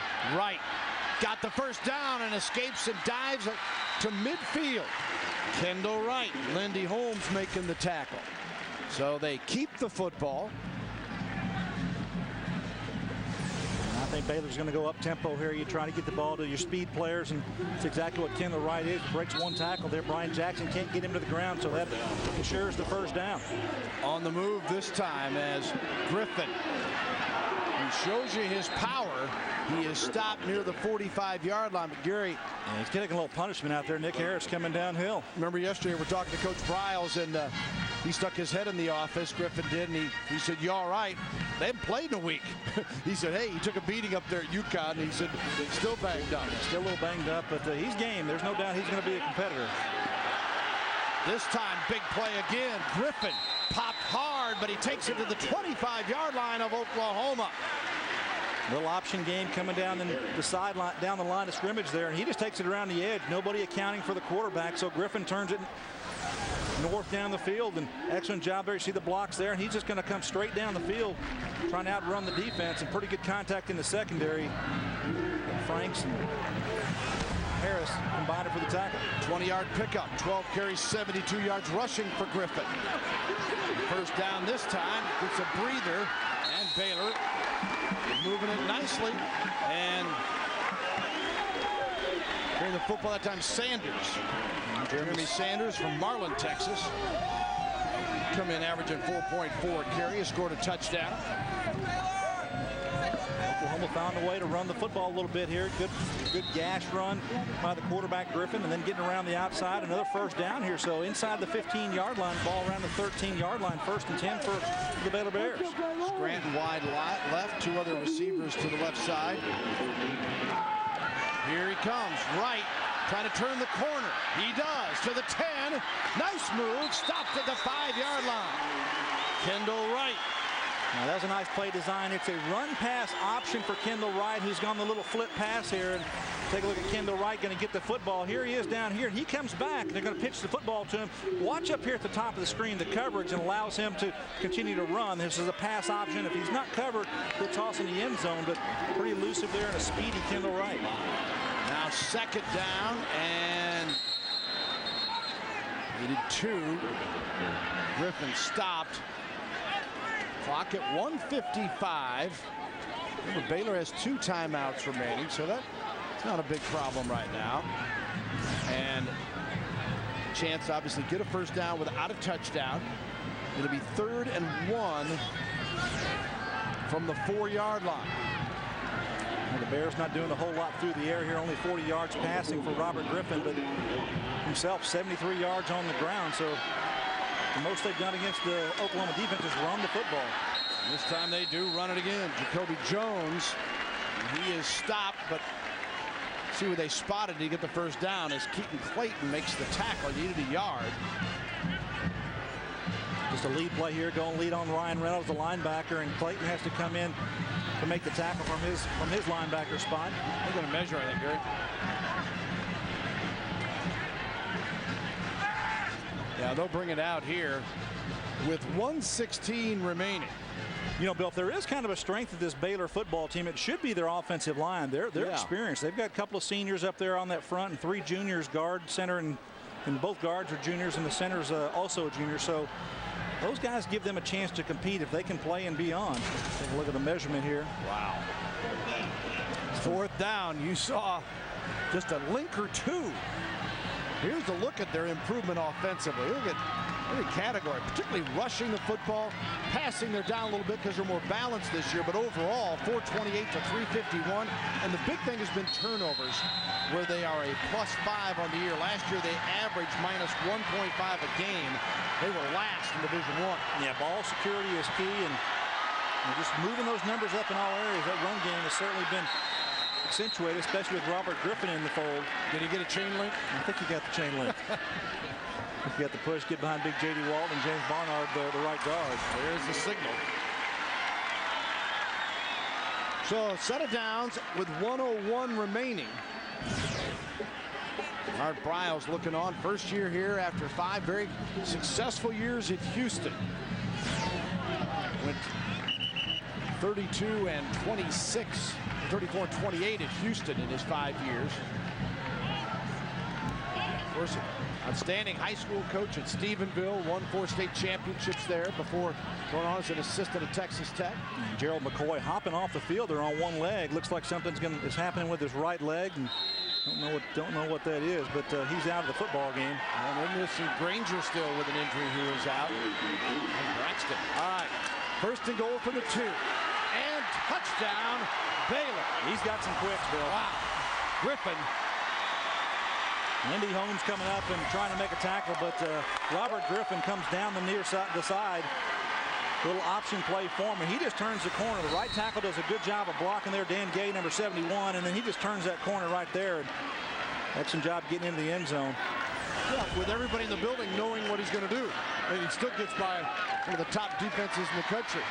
And the point after is good. So the Bears, after being down 28-0 after the first quarter, are down 35-14, but have played much better here in the second period.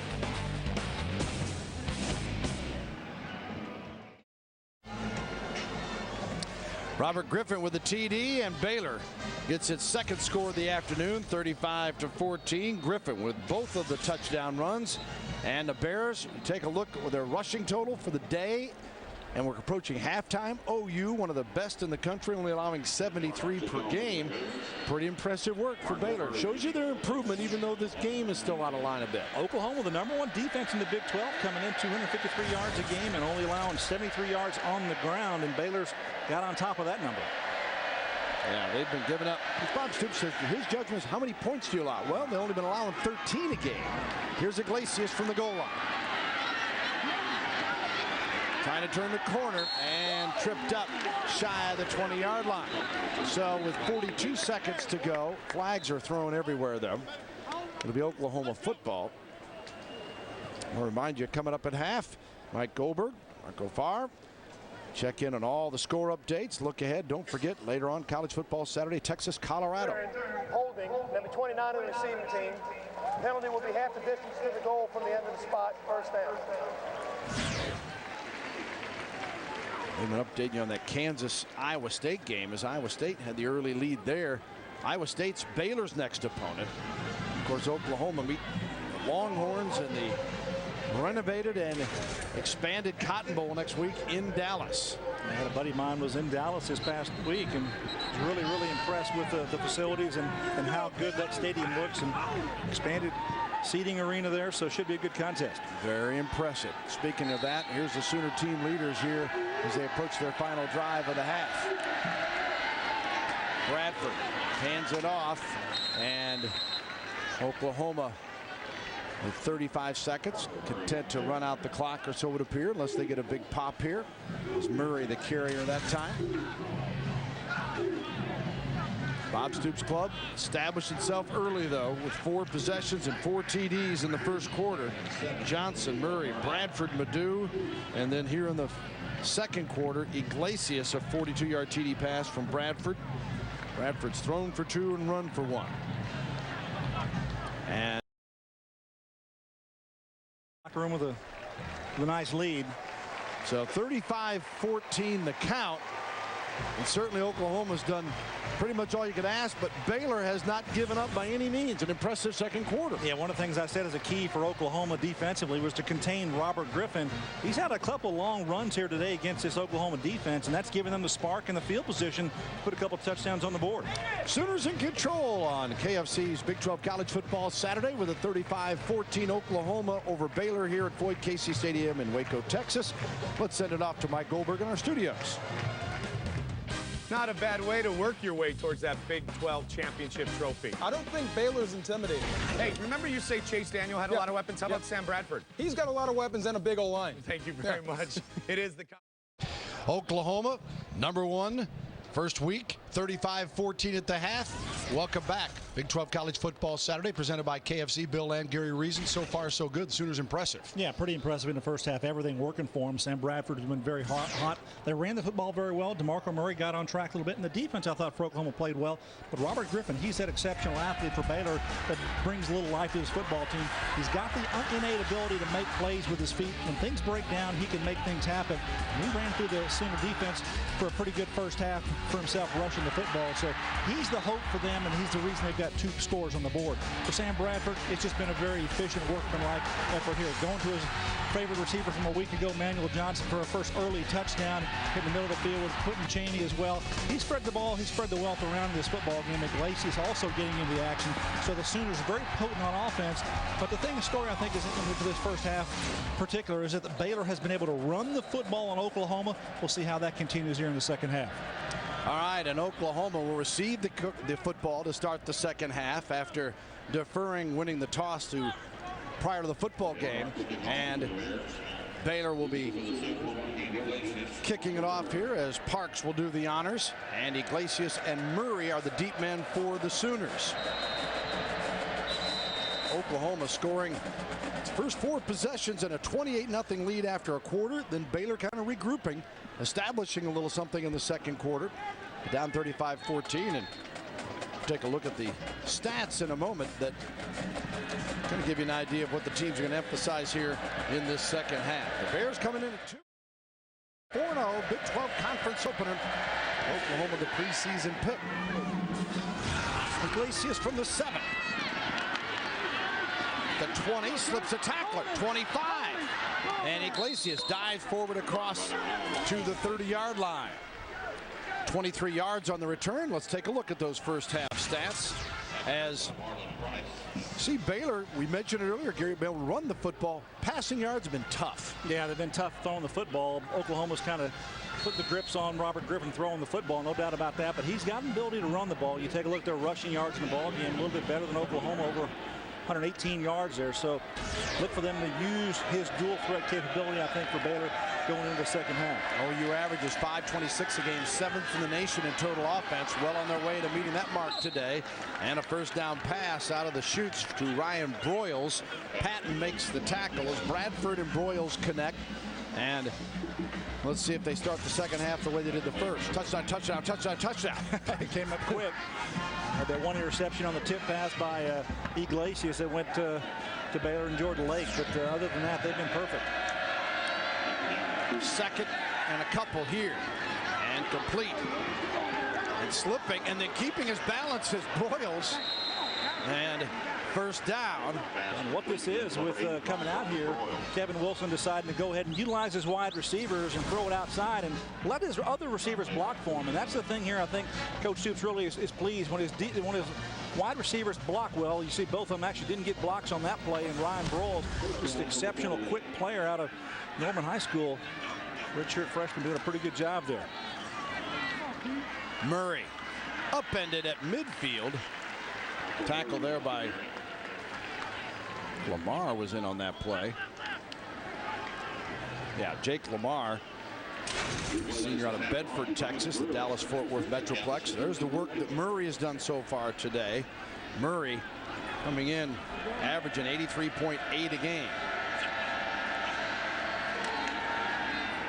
Bradford, Iglesias slips the tackler. and breaks another one. 35-30, sideline 20, a cutback, and he's inside the 20-yard line. Joaquin Iglesias. He makes a couple of people miss, and he's got a good block on the outside by number 85, Ryan Broyles, who does a good job helping him get free. But Iglesias makes the first guy miss and breaks it down on the outside. He's got enough speed to take it down the field. That's his job of running after the catch. There's one missed tackle, and there's the second one, and the rest is history. He's inside the 15. Murray, he pushes it down to near the 6-yard line. A little up-tempo offense here. I think that plays to Oklahoma's strong suit because they don't have to change personnel to go up-tempo and kind of utilize different formations. Their tight ends are very versatile. Brody Eldridge and Jermaine Gresham, both of them in the game, and Brody can play some fullback. So a lot of different things that Oklahoma can do without changing personnel. Yeah, and very difficult. The defense then having to adjust. Second down and 4. Murray pushes forward again inside the 5 down to the 3-yard line. You know, we haven't talked a lot about the Baylor interior defensive linemen, but they're pretty pleased with those guys. And Trey Bryant, number 97 inside, and Vincent Rhodes, they've held up decent. They're decent-sized guys in there, 6'3", 6'2", 6'3", 305-pounders. So they feel like if they can hold up inside, that they can slow down the run. You got Joe Pavelic behind you, who's a middle linebacker, but I think he's a pretty salty player, Bill. He gets to the ball quite a bit. Brown. That Baylor line comes back at him, and Gary's talking about.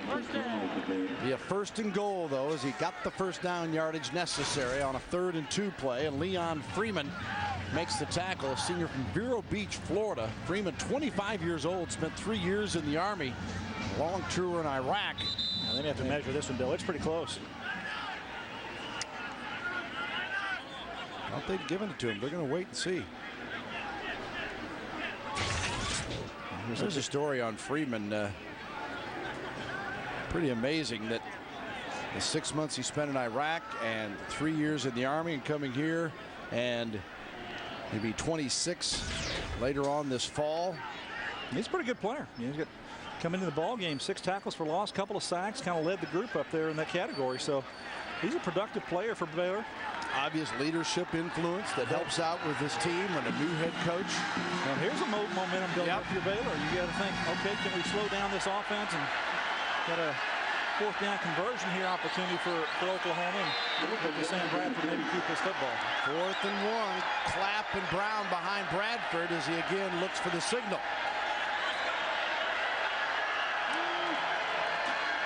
Brown to the end zone. And touchdown. Touchdown, Oklahoma. Now, I thought they might go with just the quarterback keeper and have Sam Bradford go over the top like they have earlier in the ball game and got his first touchdown, but just hand it back to Mr. Reliable back there, and that being Chris Brown. Your short yardage back if you have one on Oklahoma's team, and just runs through a would-be tackler and gets that ball across the goal line for the score. So Brown with the touchdown, and he's got 10 carries and 40 yards. That 3-pronged rushing attack of Murray, Brown, and Madu. Very effective again for the Sooners here today. The point after by Stevens is good. And the Sooners come out and, as you might expect, take it in for 7 and lead it 42-14.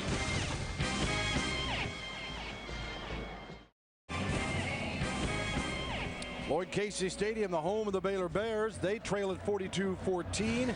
Oklahoma taking the opening drive of the second half and putting it in the end zone. And they've had 6 different players score touchdowns for them today. Moreland's kick into the wind and a run back taken at the 16-yard line. And Baker out to the 39-yard line. And as they come on offensively, how about that OU line? Yeah, the offensive line did a great job. Watch Trent Williams here just get a pancake block, open things up inside for the tailback to run through there. And when you get line play like this, you get physical play. Look at Jermaine Gresham just open up that, take his guy inside, and nobody there to get Chris Brown. So Baylor, pretty decent field position. Let's see if they can take advantage of it to start this second half, as their first possession of second half, I should say, from the 38-yard line. And right. They smelled that out, and making the hit, Brian Jackson. Jackson right there on the spot. Baylor's run that play a couple times today, and now Oklahoma's seen it. They've reacted well, and Brian Jackson coming up making a physical tackle, and he's a big guy, Bill, 6'1", 205 pounds. I've talked about him. I think he's going to be one of the better cornerbacks in this conference this season. Right, their leading receiver. There he is His again. fourth grab today, and they get it back out to the 35 as White makes this grab as Jackson on the play. Jackson on consecutive tackles here, trying to go at him on that quick little hitch outside, but nothing going for Oklahoma. Actually, third down, they actually lose yardage on the first couple of plays. And you know that the Sooners want to again establish that defense here, try to put this one away early in the second half as they get ready for Texas next week. 3 of 10 on third down conversions for the Bears. Griffin, little time here, got an arm into the wind, going deep and incomplete. Trying to hook up with Geddes, the speedster. Junior out of Los Angeles, came in with 11 grabs, and Franks was covering. Now, when you talk about Robert Griffin as a quarterback, obviously we're seeing him run around the field today and do a good job of running the football. But you know what? He's a pretty accomplished passer for just a true freshman out of high school. I like the way he throws the football. Probably ahead of some guys that are early in their career throwing the ball. It's going to take a little bit of time, too, to get adjusted to these receivers and make some plays like that consistently. Low snap fielded by Epperson, and it is taken. Broyles circles, comes to 15, and brought down. Good coverage there by Baylor at the 17, maybe 18-yard line. And we'll take a brief timeout. Lake making the stop for Baylor. They trail it to Oklahoma 42-14. Sooners 42, Baylor 14. Number 1 ranked Oklahoma having its way. Our Suzuki Automotive Way of Life today features defensive coordinator Brian Norwood here at Baylor. His son Jordan, a wide receiver at Penn State, where Brian was coaching last year. And this season, you see Jordan's play. Brian said, all right, we got a Saturday off last week. Great. Get to see the Lions play? No, son's hurt. Can't go. So difficult when you're playing long distance that way with your kids, as he wanted to go. Yeah, and there wasn't any reason to if his son wasn't playing. So did a little work here, got on the road recruiting a little bit. So Penn State unbeaten, and Northwestern, the other Big Ten, unbeaten. I mean, this crazy start to this college football season. Strange. Those are the only 2 unbeaten teams in the Big Ten. Not too surprised about Penn State, but Northwestern still early though. Yeah, a lot of conference games still to play. Coach Norwood's got his hands full here with this Oklahoma offense that took the opening drive and went right down the field. I think they stopped play for John Cooper, the center. He's coming off the field, and so Jason Hannon's coming in to play center for him. He's a redshirt freshman now. Yeah, not far from here. Waxahachie, Texas, is John Cooper, the senior out of Fort Collins, Colorado. Has been a mainstay for years. Goes limping off. Bradford under pressure. Gresham, watch out. The big fella can motor. If he shakes a tackle, and he does. And Baylor pretty good to the football, but not before Gresham picks up 5 or 6. It'll be a 3rd and short as Joe Pavelic, who is the leading tackler in the Big 12 and 4th in the nation. Watch him stand all over the field again today. Yeah, you got pressure up front there. He almost grabs him, but Sam Bradford doing a good job getting rid of the football. Vincent Rhodes putting the heat on him. Good pressure there. 3rd and 2 for Oklahoma with a 42-14 lead. Murray. It's going to be close. Depends on the spot here where they put that football down. Baylor's defense, 36th in the nation, giving up 314 yards total defense. Obviously, that surpassed the first half today, but big improvement both sides of the line. Brian Norwood's been a nice addition to the staff here, coming in with Art Briles. He may measure. Yeah, they'll measure this thing. Take a look to see what they have to get if need be for a 4th down for Oklahoma. Maybe a big defensive stop here for Baylor.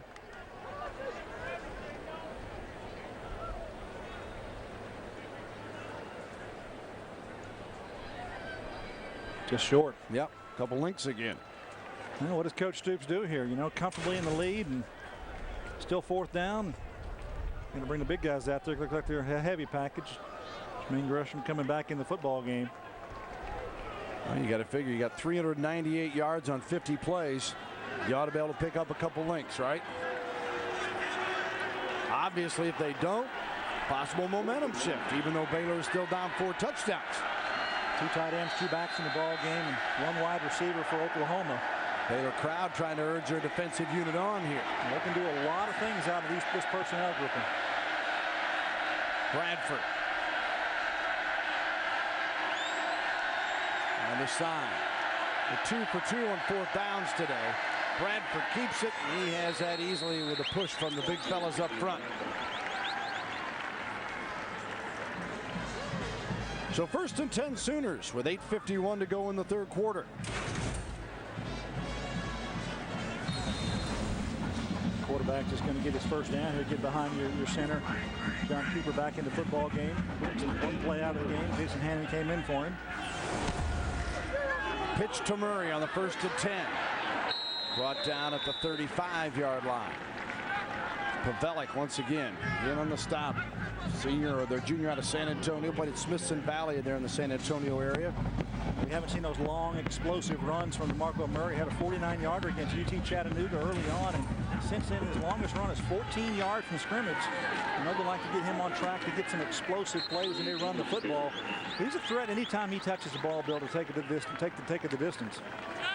Yeah, and they keep it on the ground here, and you would think with the game in hand, at least for the moment, and Oklahoma with Texas next week, probably wanting to establish that run to continue to rotate those backs. And more importantly, I think you take the pressure off your quarterback and negate the opportunity for the defense to put hits on him. Yeah, he was sacked a couple of times last week by TCU. You know, TCU blitzed and blitzed and blitzed some more and got burned. They did get to him a couple of times. Yeah, and they hit him low one time last week in that ball game, and Sam Bradford got up a little gingerly after that, but he's a tough young man. He's a competitor and got good size out there, so he can take a little pounding as well. Sacked 4 times last week, but he threw for a career best 411 yards against the Horned Frogs. 2nd and 6 here. Bradford to throw. Across the middle, and it is complete as the Sooners move it into Baylor territory. Lake makes the tackle on Jameel Owens. It's his first reception of the day. That's a pretty good job here coming inside. You know you're going to get contact. Nice protection on the outside. That's Trent Williams, the right tackle. And you see the contact here. And Jameel's a good target out there. Good size receiver for him. 6'3", 200-pound freshman. So getting some playing time. Well, we're talking about spreading things around. Coming in here today, Sam Bradford had thrown passes to 16 different receivers in just 4 ball games. It's just, you talk about spread offense and not being able to concentrate any one guy. Oklahoma's just got a ton of receivers. Yeah, and you look at the touchdowns on the board today. You got 7 scores for Oklahoma. Excuse me. Yeah, 6 scores for Oklahoma, and 6 different players have scored those touchdowns. This one a little bit behind the intended receiver and goes incomplete. Crawford was covering on the play. See his numbers on the day, 15 of 19, pretty impressive there. And the one interception off the deflection by could have been caught. Yeah. That Lake ended up being credited with the pick. 3rd and 9 now for the Sooners at the 43 of Baylor. Cheney wide left. Owens to the right side. Broyles in the slot. And over the middle looking for Eldridge and overthrown. Baby Eldridge, junior from Kansas, all-conference first-teamer last year as a fullback without a carry. Well, Jake Lamar comes in and hits the big fella. That's pretty good contact there, and he knows it.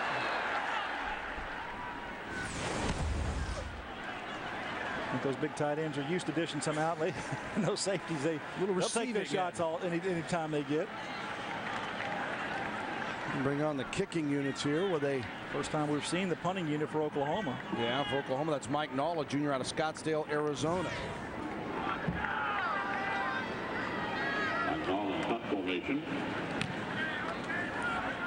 Nalla wants to pin this one, and he out of bounds. Around the 10. We'll see where they say it exited. Take care of that when we come back. Big 12 college football Saturday, all Oklahoma. 42-14, 3rd quarter here in Waco, Texas. Oklahoma in charge. Our free creditreport.com sideline report gives you the OU scoring drives, all 6 under 3:30. As Gary mentioned, all 6 different players scoring FreeCreditReport.com providing that info. And Baylor, following the punt, went out of bounds. They bring it back on the run. Nicely done by Jay Finley as he's tackled by Clayton, but not after he gets 17 yards. Yeah, a little option play here. You just bring it in underneath, and quarterback hands off inside. Take a look at Finley. He reads it to him, zone read, and get your guard pulling around. Gets the linebacker, Reynolds, pinned to the inside, and that's your hole. Finley came with 317 yards rushing, 8.1 per carry. Not many opportunities. White slips a tackle. First down across the 40-yard line. So back-to-back first down plays for this Baylor offense. One of the things the OU defensive coaches were telling us that Art Briles has got all kinds of formations and variations. He's changed some things here, even though they've been on the short side. Yeah, 21, 22 formations that they saw coming into the ball game.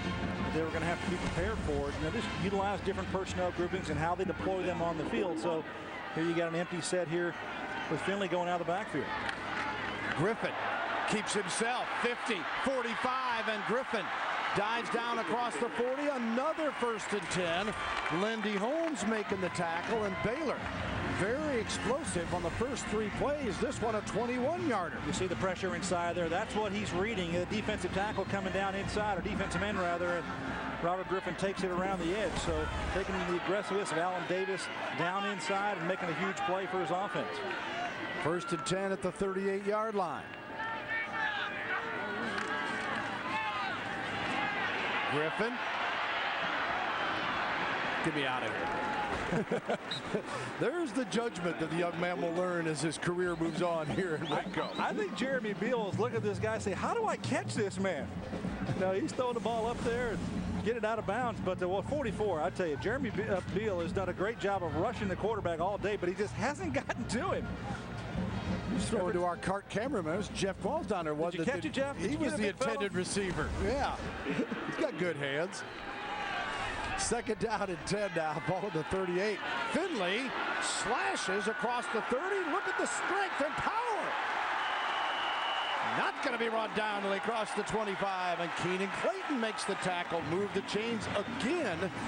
Now look at your 2 tackles, Jason Smith, 72, and Dan Gay at the end of this play, 72 and 71 respectively, helping his running back. Watch those guys push that pile. That's what you do, big fellas. Baylor's coming out showing a little moxie here. 5-13 and counting in the 3rd. Now they've run the football. Yeah, that's kind of what they've been able to do against this center defense. Passing game not so proficient. 5 plays, 64 yards on this drive. 1st and 10. And room to roam again. Turning the corner. And going out of bounds is Kendall Wright.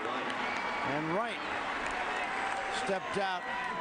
Yeah, coming into the ball game, Kendall Wright had rushed for 6 times. His longest run from scrimmage is 10 yards. This is going to be just about that, I think, when it's all said and done. But he steps out of bounds there a little before the contact came up. So he lost short of that 10 yards. Give him 8, 2nd and 2.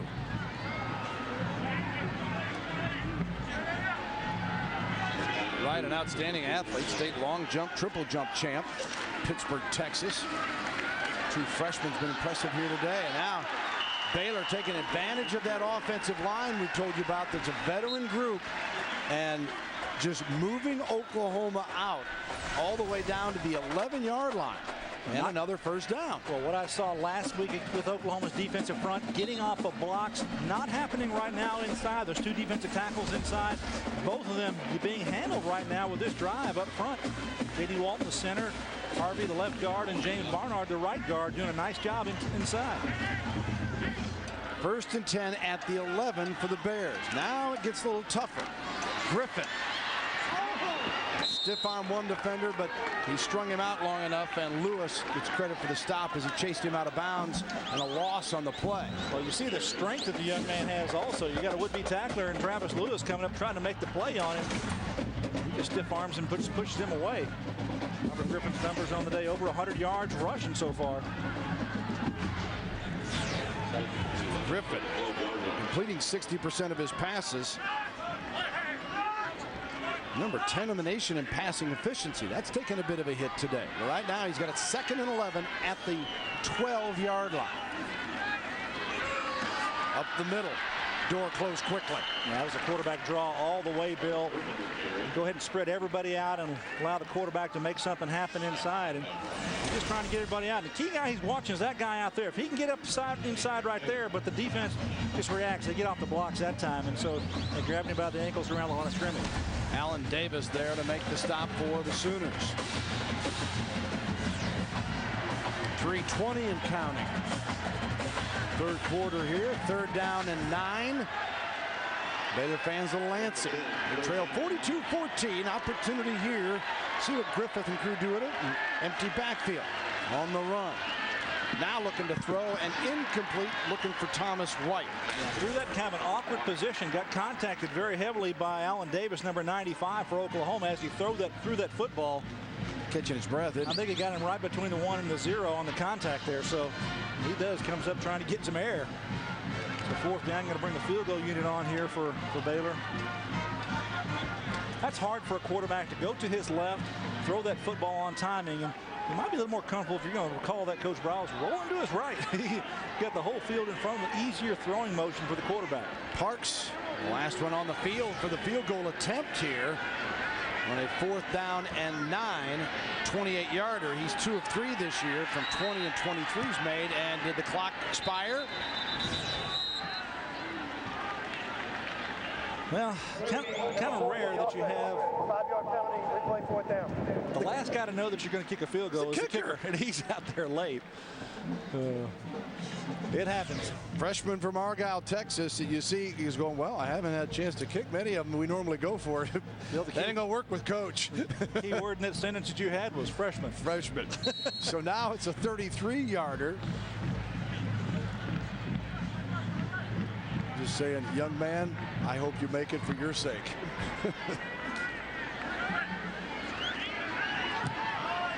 Certainly long enough. The kick is up, and it is good. Give them 3. 42-17 on Big 12 College Football Saturday, presented by KFC. Oklahoma downs the kick. Iglesias takes a knee in the end zone, and the Sooners will have it 1st and 10 on the 20-yard line. Beautiful day for football here in Waco, Texas at Floyd Casey Stadium. Not so beautiful for the Bears. They are down 42-17, but they do pick up a field goal after that drive where they had a lot of effective plays and moved the chains. And see if their defense can hold Oklahoma again. You know, it's interesting when we talked to Coach Browse this week. You know, he made a statement to us that I really thought about quite a bit. And he said that, you know, they're part of the Big 12. He says they don't want to be just part of the Big 12. They want to be players in the Big 12. Well, when you have a chance to run the football against a potent defense, the #1 defense in the Big 12 Conference, and the #1 rush defense, I think a pretty good statement for your football team and what your capabilities are. I think that they can build off that with this football team. Moses Madu with the carry here. Shop with the company that supports college football. Overstock.com. At home with the O.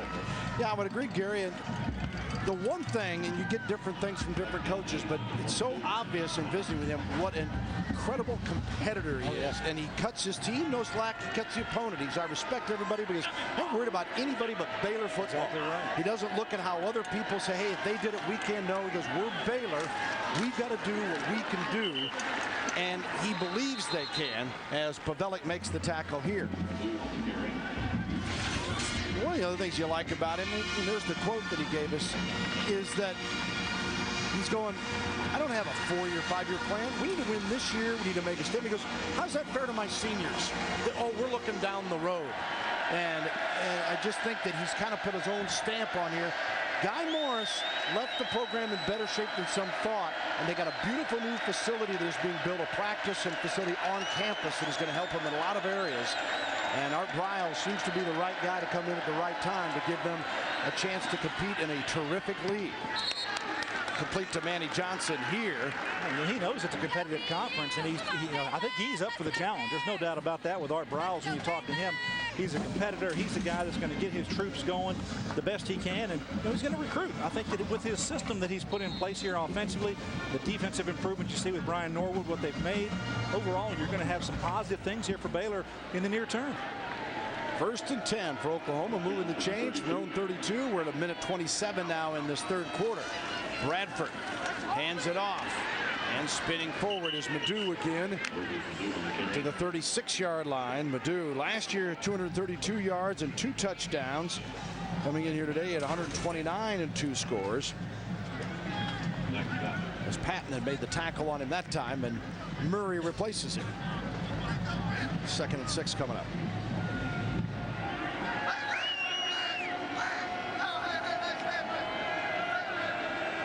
You see Oklahoma running the ball quite a bit more today. It's kind of the nature of the defense too, Bill. They're a little bit more vanilla. They're blending back there. They're playing too deep or quarters defense. Murray, both players taking a pop there, offense and defense, as Murray will get the first down for the Sooners to the 45-yard line of Oklahoma. And Lamar coming off, not moving that arm. Yeah, Jake Lamar, number 12, will come in and make a pretty good contact right here. He's got a numb right shoulder, I think, as he comes off the field. Maybe a stinger. Hopefully that's all it is. He's an important part of their defense. Coming in with 25 or 14 tackles on the year.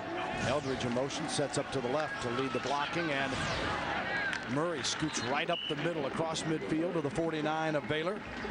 Oklahoma shooting for their 5th consecutive win of the season as they opened up blowing out Chattanooga, then beat Cincinnati at Washington, which you look at Washington now and you're thinking, so what? At the time, they were coming off that controversial loss to BYU, and they throttled them 55-14, and then last week pounded TCU 35-10. We'll take a break. End of the third, 42-17.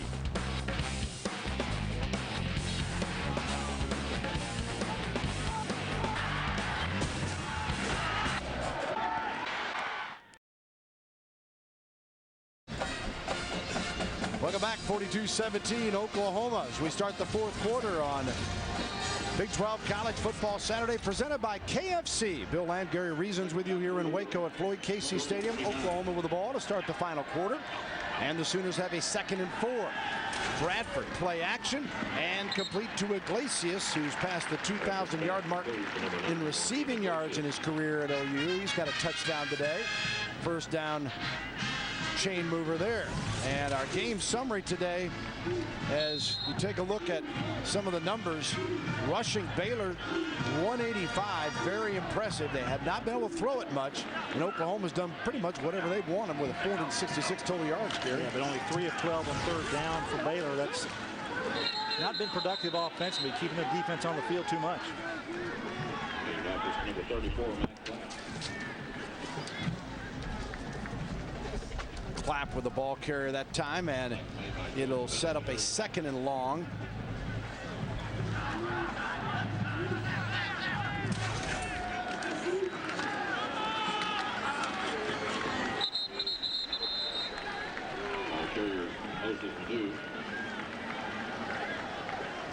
Moses Madu.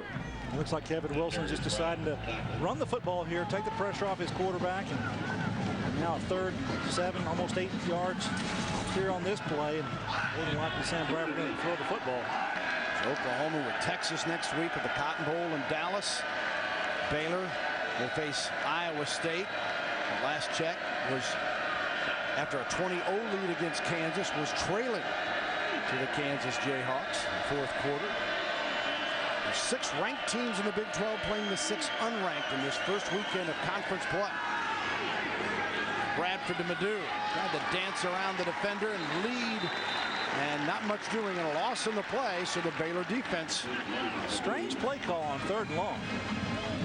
Ryan made the tackle on that play. Yeah, no chance on that one. No, didn't get it down the field, didn't get it, have a chance to move the chains there. So Null comes on to punt again.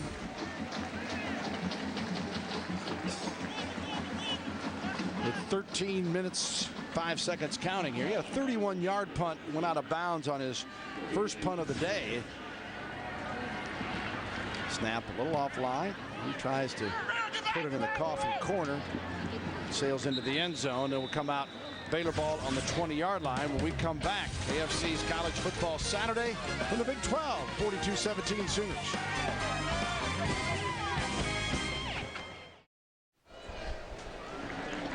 Sooners 42, Baylor 17. Our freecreditreport.com sideline report.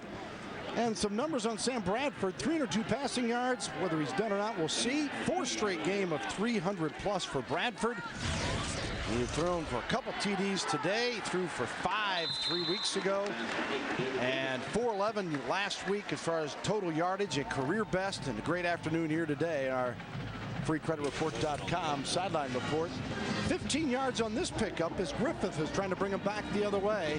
And it's 1st and 10 at the 35 for Robert Griffin, the freshman quarterback for the Baylor Bears. Yeah, showed they can move the football against this OU defense. They've done it primarily running the ball. The passing game hasn't been as stellar, but Baylor's shown some good things in this football game. Griffin hands off this time. The OU defense right there. And Finley getting nothing.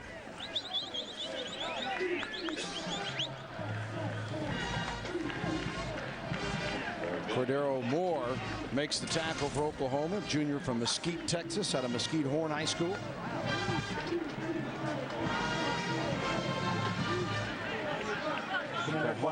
He's been in there quite a bit today. Yeah, a chance to see some of their depth and rotate a lot of people. Normally do anyway. They bring it back here on the reverse and out of bounds, shy of the first down. Play never had a chance to really develop as they stretched it out. Baker on the carry. Travis Lewis makes the tackle. Well, like trying to turn the corner here on your run of the 400. You got to come around that corner and win that curve. Sanders got him on the side there. Travis Lewis showing he's pretty speedy as well.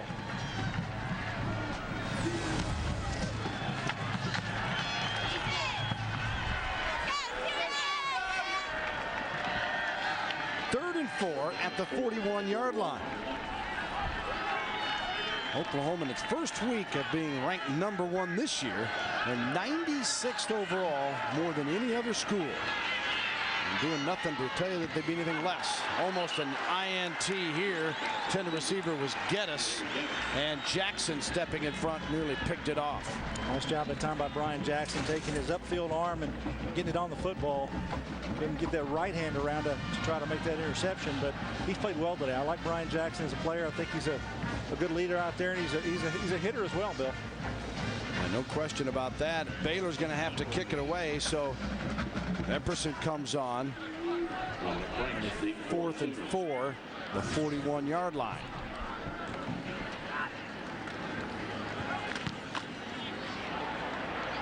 High kick, fair catch called for.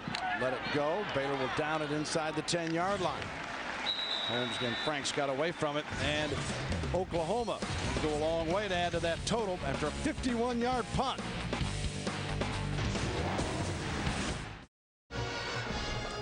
Nation's #1 team, Oklahoma, rolling over Baylor 42-17. Fourth quarter action here. Our Best Buy connection today. But the opening series, Manuel Johnson on a 53-yard pass play from Sam Bradford. An impressive day here for Manuel Johnson once again. That's our Best Buy big play of the football game, and that came early. Johnson, Big 12 Player of the Week for his record-setting performance last week. Picking up where he left off. This one is complete to Tunnel, or the Tunnel, and junior out of Irving, Texas, and Coffey makes the stop as Oklahoma with 10:51 to go, and Bradford and crew got all three still on. Backup receivers in the football game. Iglesias, Boyles, and Cheney out of the game. Brown taking some pops, but still getting some positive yardage and close to the first down. We'll see where they mark the football. Chris Francis making the tackle. We mentioned Sam Bradford, another 300-yard passing day. Time to fourth quarter get into the Heisman talk. He's certainly one of the candidates from the Big 12. There's no question of that. This year, the quarterback, as he drills another completion. This one to Cheney. Well, you look at his production, Bill. You look at his accuracy, what he's done with the football. Interception ratio, touchdown interception ratio is just off the charts. So he's definitely going to be a contender when it comes to the Heisman voting in December. And the other two obvious picks are Colt McCoy and then Chase Daniel. Batted, and then Bradford slaps it back down to the ground.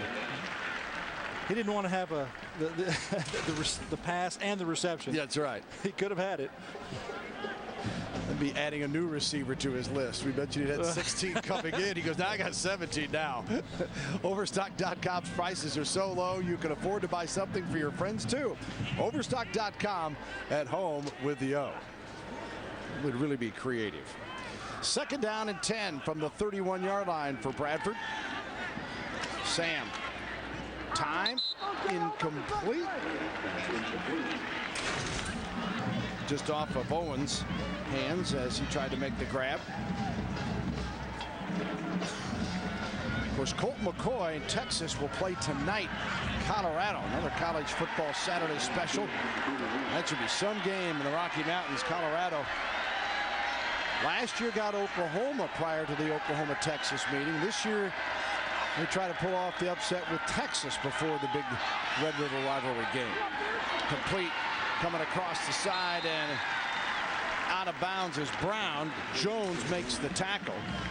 Chris Brown getting that first down for Oklahoma. Sam Bradford tossing out there. And we'll take a look at our Heisman hopefuls here. And in the Big 12, you got Graham Harrell, no doubt. And since last season, this is the touchdown pass leaders that they have. And all these guys have had pretty impressive years. But I think the guys that are in the hunt for that Heisman race, Colt McCoy not on that list. We're talking about touchdown passes there, but he certainly needs to be on that list because he and Sam Bradford, Chase Daniel, those are the 3 top front runners, I believe, from the Big 12. Yeah, I don't think there's. It's fun when you hear the talk around the country about the Big 12 and its strength, its offense, and then when people say, all right, it's Big 12 or SEC, you talk about defense. 2 very different leagues this year. Yeah, they really are. The SEC, you got phenomenal defensive fronts and defensive linemen that are just very athletic. And in the Big 12, the numbers are huge with what these teams are doing. Almost all the teams, there's not very many teams not playing some version of the spread offense, and really have opened up the offensive numbers pretty extensively. Bradford drills this one right down the middle and complete to Brandon Caleb, sophomore from Richmond, Virginia. And a 20-yard pickup. So Oklahoma, about the time they go, all right, maybe they'll just run this thing out. And it's like, no, all right, let's pick it up here again, go through the air, and they come right back with Madu on the ground, and he takes it down to the 31-yard line before Trey Bryant, a junior out of Dallas. Richardson-Berkner High School makes the tackle. Coffee also there, and the Sooners knocking on the door again. Yeah, what Brian Norwood, the defensive coordinator, has decided to do with Baylor today in this football game is play pretty much a bend but don't break style of defense, except for the long pass early in the ball game. Emmanuel Johnson, they haven't given up a huge play down the field. They're playing a lot of zone coverage behind. They've got some safeties deep, trying to stack the box and slow down the run game. It really hasn't been too effective against Oklahoma. They've ran the ball pretty well all day today. Purdue tried to make one more juke slip, but he still moves the chains on 11-yard pickup and down to the 20-yard line. It is 1st and 10, Oklahoma.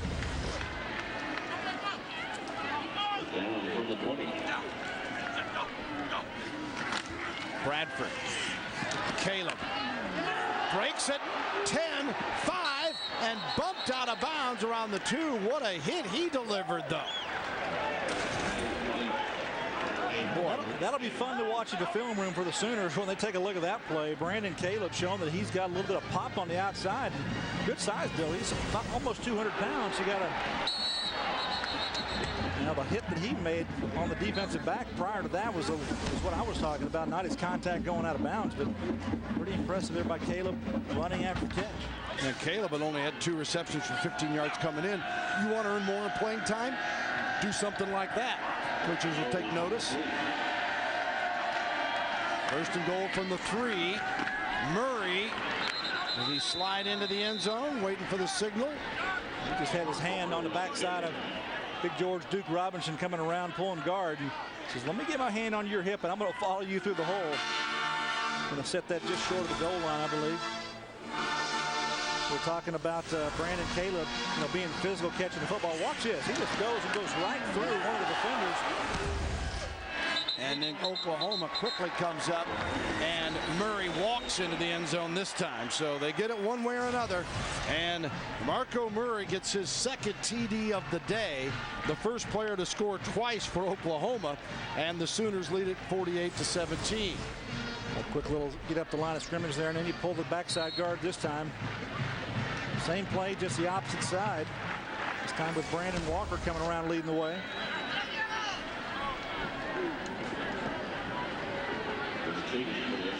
Stevens comes on.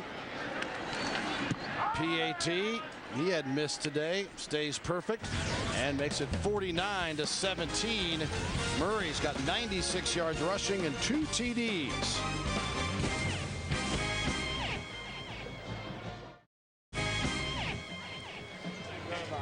The Sooners and Murray with a 49-17 lead for the nation's top-ranked team, and 7:51 remaining in this contest here at Floyd Casey Stadium. They had to go 92 yards, only took 3:17 in 13 plays. And Marco Murray got his second TD of the afternoon.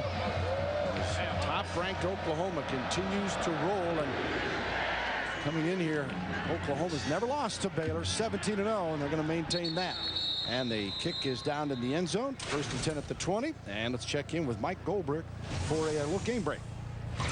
Well, the story of the Jayhawks' demise was greatly over-exaggerated, Bill. Number 16, Kansas, scored the first 28 points of the second half at Iowa State. Todd Reesing in the second half, 3 touchdowns, 260 yards. About 3 minutes left.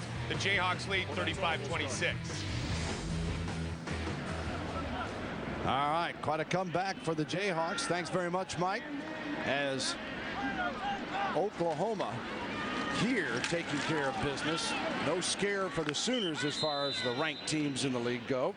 Reynolds makes the stop here.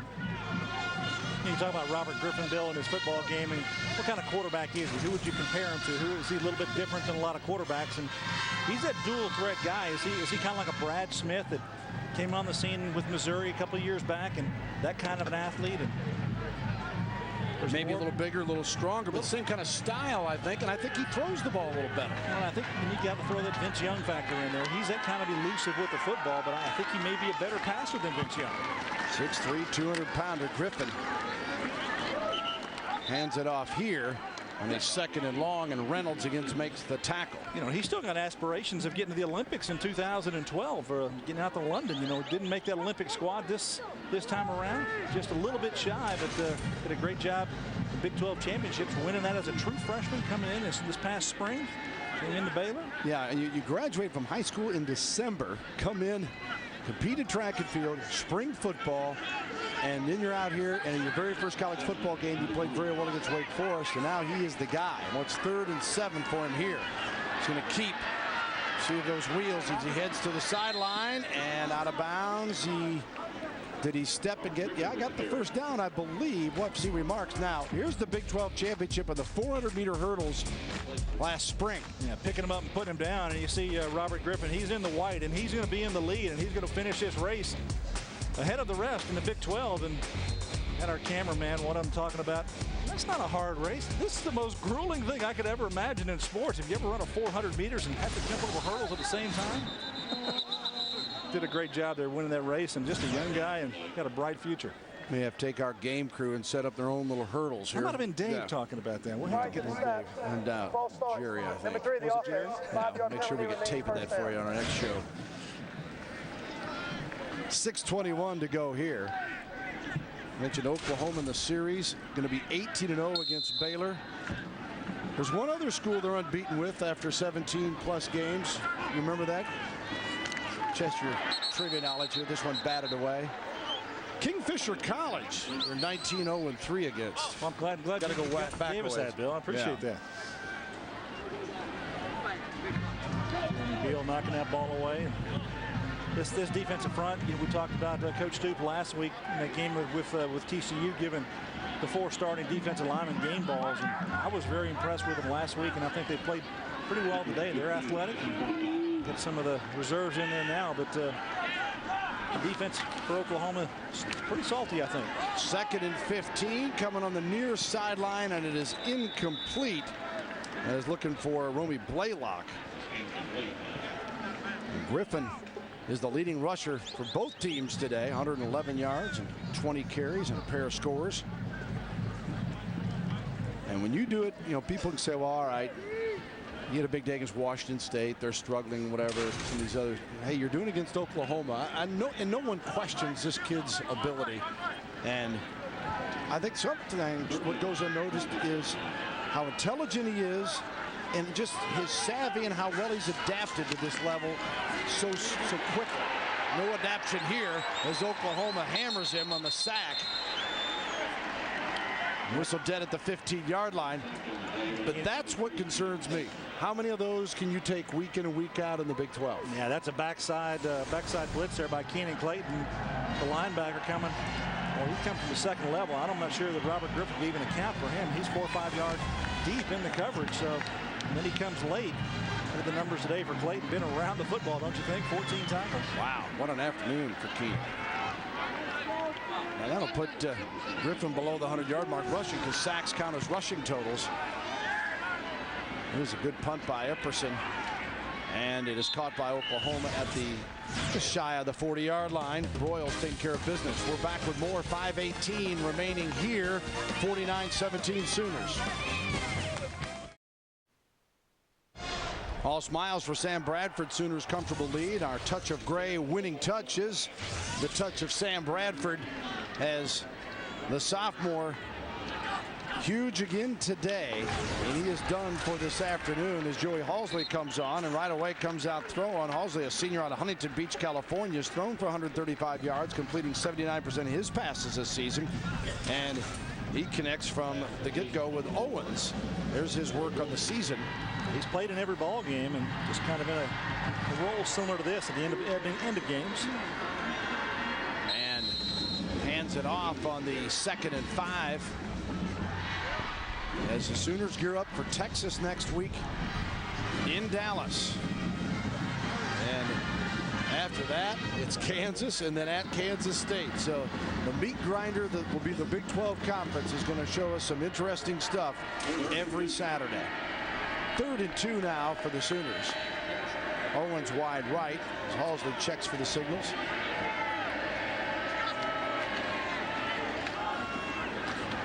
Moses Madu across midfield before he is stopped with 4:15 remaining. Well, I think Bob Stoops is content with having his offense out there and not being too cute with things, trying to throw the ball down the field, but they'll run it. They'll try to be effective and got that first down, try to keep the clock moving here, and they'll put points on the board if they can. Well, and obviously you've got to get some time for Halsley. As you mentioned, he's played in every game, because if you do have an injury to Sam Bradford, like they did last year in the Texas Tech game, Halsley actually came in and played very well, even though they lost.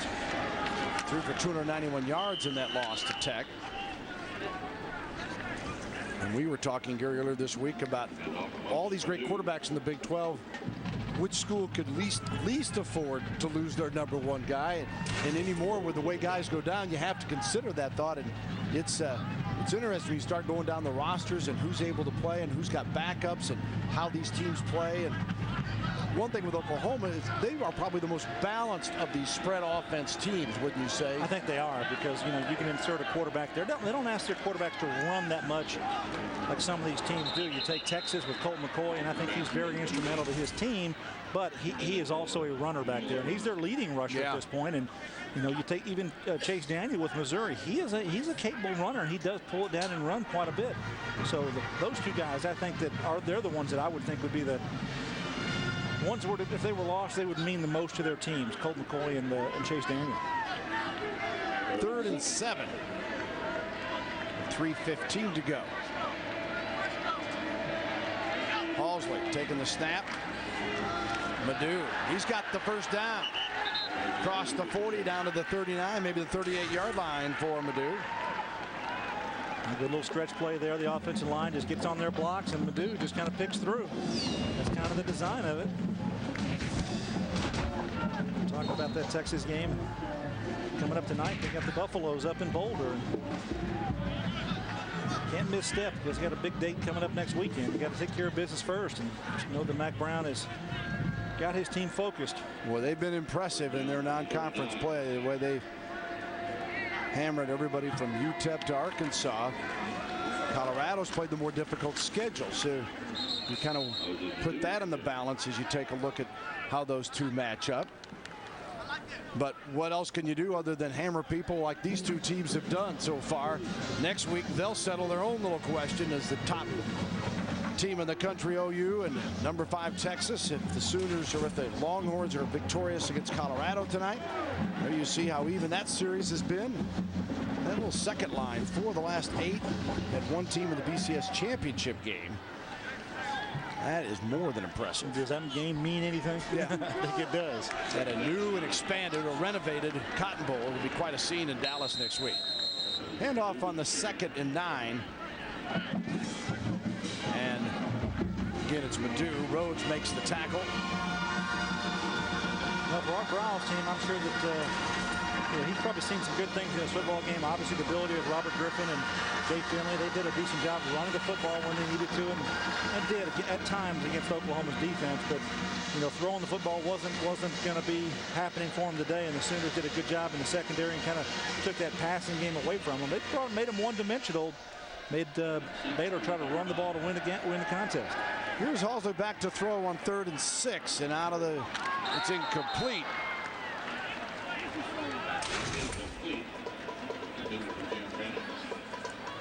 Looking for Hannah on the play.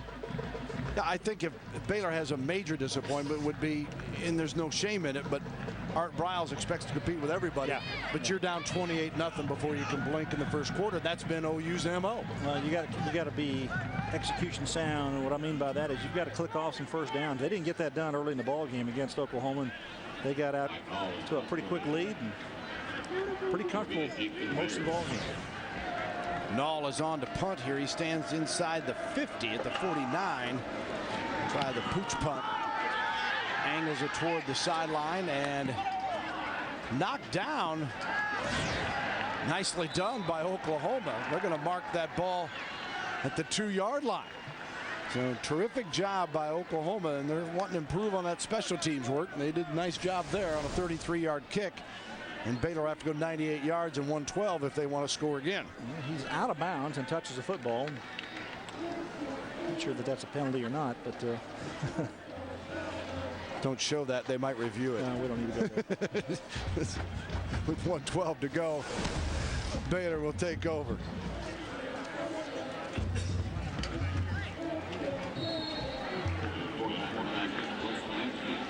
Blake Szymanski comes on the quarterback in the final minute. Junior out of Wichita Falls, Rider High School. Szymanski, the starter last year. Some season marks with 28-44 passing yards, 57%. Had 22 touchdowns and 18 picks. He's 3 of 6 for 18 this year. You see his career numbers there. He was really competing in the offseason or in the fall camp with Kirby Freeman and also Robert Griffin for that starting spot. Hope to gain that spot back, but with Robert Griffin emerging on the scene in that first game against Wake Forest and just being an exceptional, talented player out there, I think the Coach Briles has decided to go with the young freshman. For Blake Szymanski, he's their number 2. If something were to happen to Robert Griffin, then the reins of this team would be handed over to him. Reynolds again been out there all day making great stops. Stops this one here with 22 seconds to go. We'll see if Baylor decides to run one more play or calls it an afternoon, as the Bears are going to fall to 2-3, 0-1 in the Big 12. Oklahoma, number 1 in the country, 5-0, 1-0 in the league. And the Sooners, Bob Stoops, a convincing 49-17 victory here this afternoon. They did what they needed to do when they had to do it. No doubt about it. They're a powerful football team. Their quarterback's playing at exceptionally high level, Sam Bradford, and tossed it around the yard. Manuel Johnson had another big touchdown today. Good news for them is they got the running game going, Oklahoma, with Moses Madu and DeMarco Murray and Chris Brown. Bradford and crew were impressive in front of a lot of Sooner fans here in Waco. Coming up later, College Football Saturday presented by KFC lands in Boulder as the number 5 Texas Longhorns face the Colorado Buffaloes. From here in Waco at Floyd Casey Stadium, this is for Gary Reasons. Bill Land saying so long for our entire College Football Saturday crew. We'll see us next time as Oklahoma wins.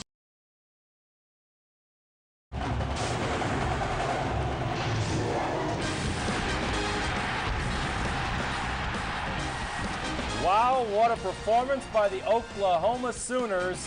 Nobody exceedingly surprised by the fact that they beat the Baylor Bears 49-17. The final as conference play is underway in the Big 12 Football Conference. Hi there and welcome into the FSN studios. John Radigan here, and it is time for Big 12 post-game. We got Pat Jones, we got Corby Jones, we got Joel Klatt. We got a lot to talk about, games to preview, games to review, games to talk about, including the one that you saw right here. Again, nobody exceedingly surprised by the fact that Oklahoma beats Baylor. And in fact, maybe we get to see a little more of the future in Robert Griffin, who shows pretty well after a slow start against this OU team, Coach. Well, OU got off the mark real quick, which they've been doing. And Robert Griffin, who, again, we've talked about how exciting he is, looked a little bit tentative to me. I was curious to see what our quarterbacks thought about. Now, he ended up with over 100 yards rushing.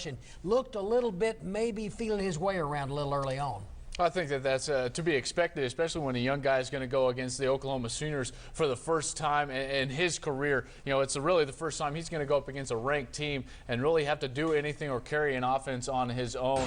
And Corby, you know, anytime that you get out there for the first time, you're going to have some apprehension. Later in the game, he found his rhythm. Without a doubt. Playing as a true freshman, this kid is doing some unbelievable things on the football field. Look at him here, just reeling off runs against a very strong Oklahoma defense. Absolutely. I mean, the things that he does and the things that he can do, makes everybody on the field look slow. And I know that this game is mostly about Oklahoma, and they're the #1 team in the country, but if Robert Griffin is at a place like Michigan with Rich Rodriguez, or a place like Arkansas, or you know, any place in the Big 12 other than Baylor, he's a national name right now. He's that type of player. Pat, I think that he's probably the best young quarterback that we've seen in this league for a long time.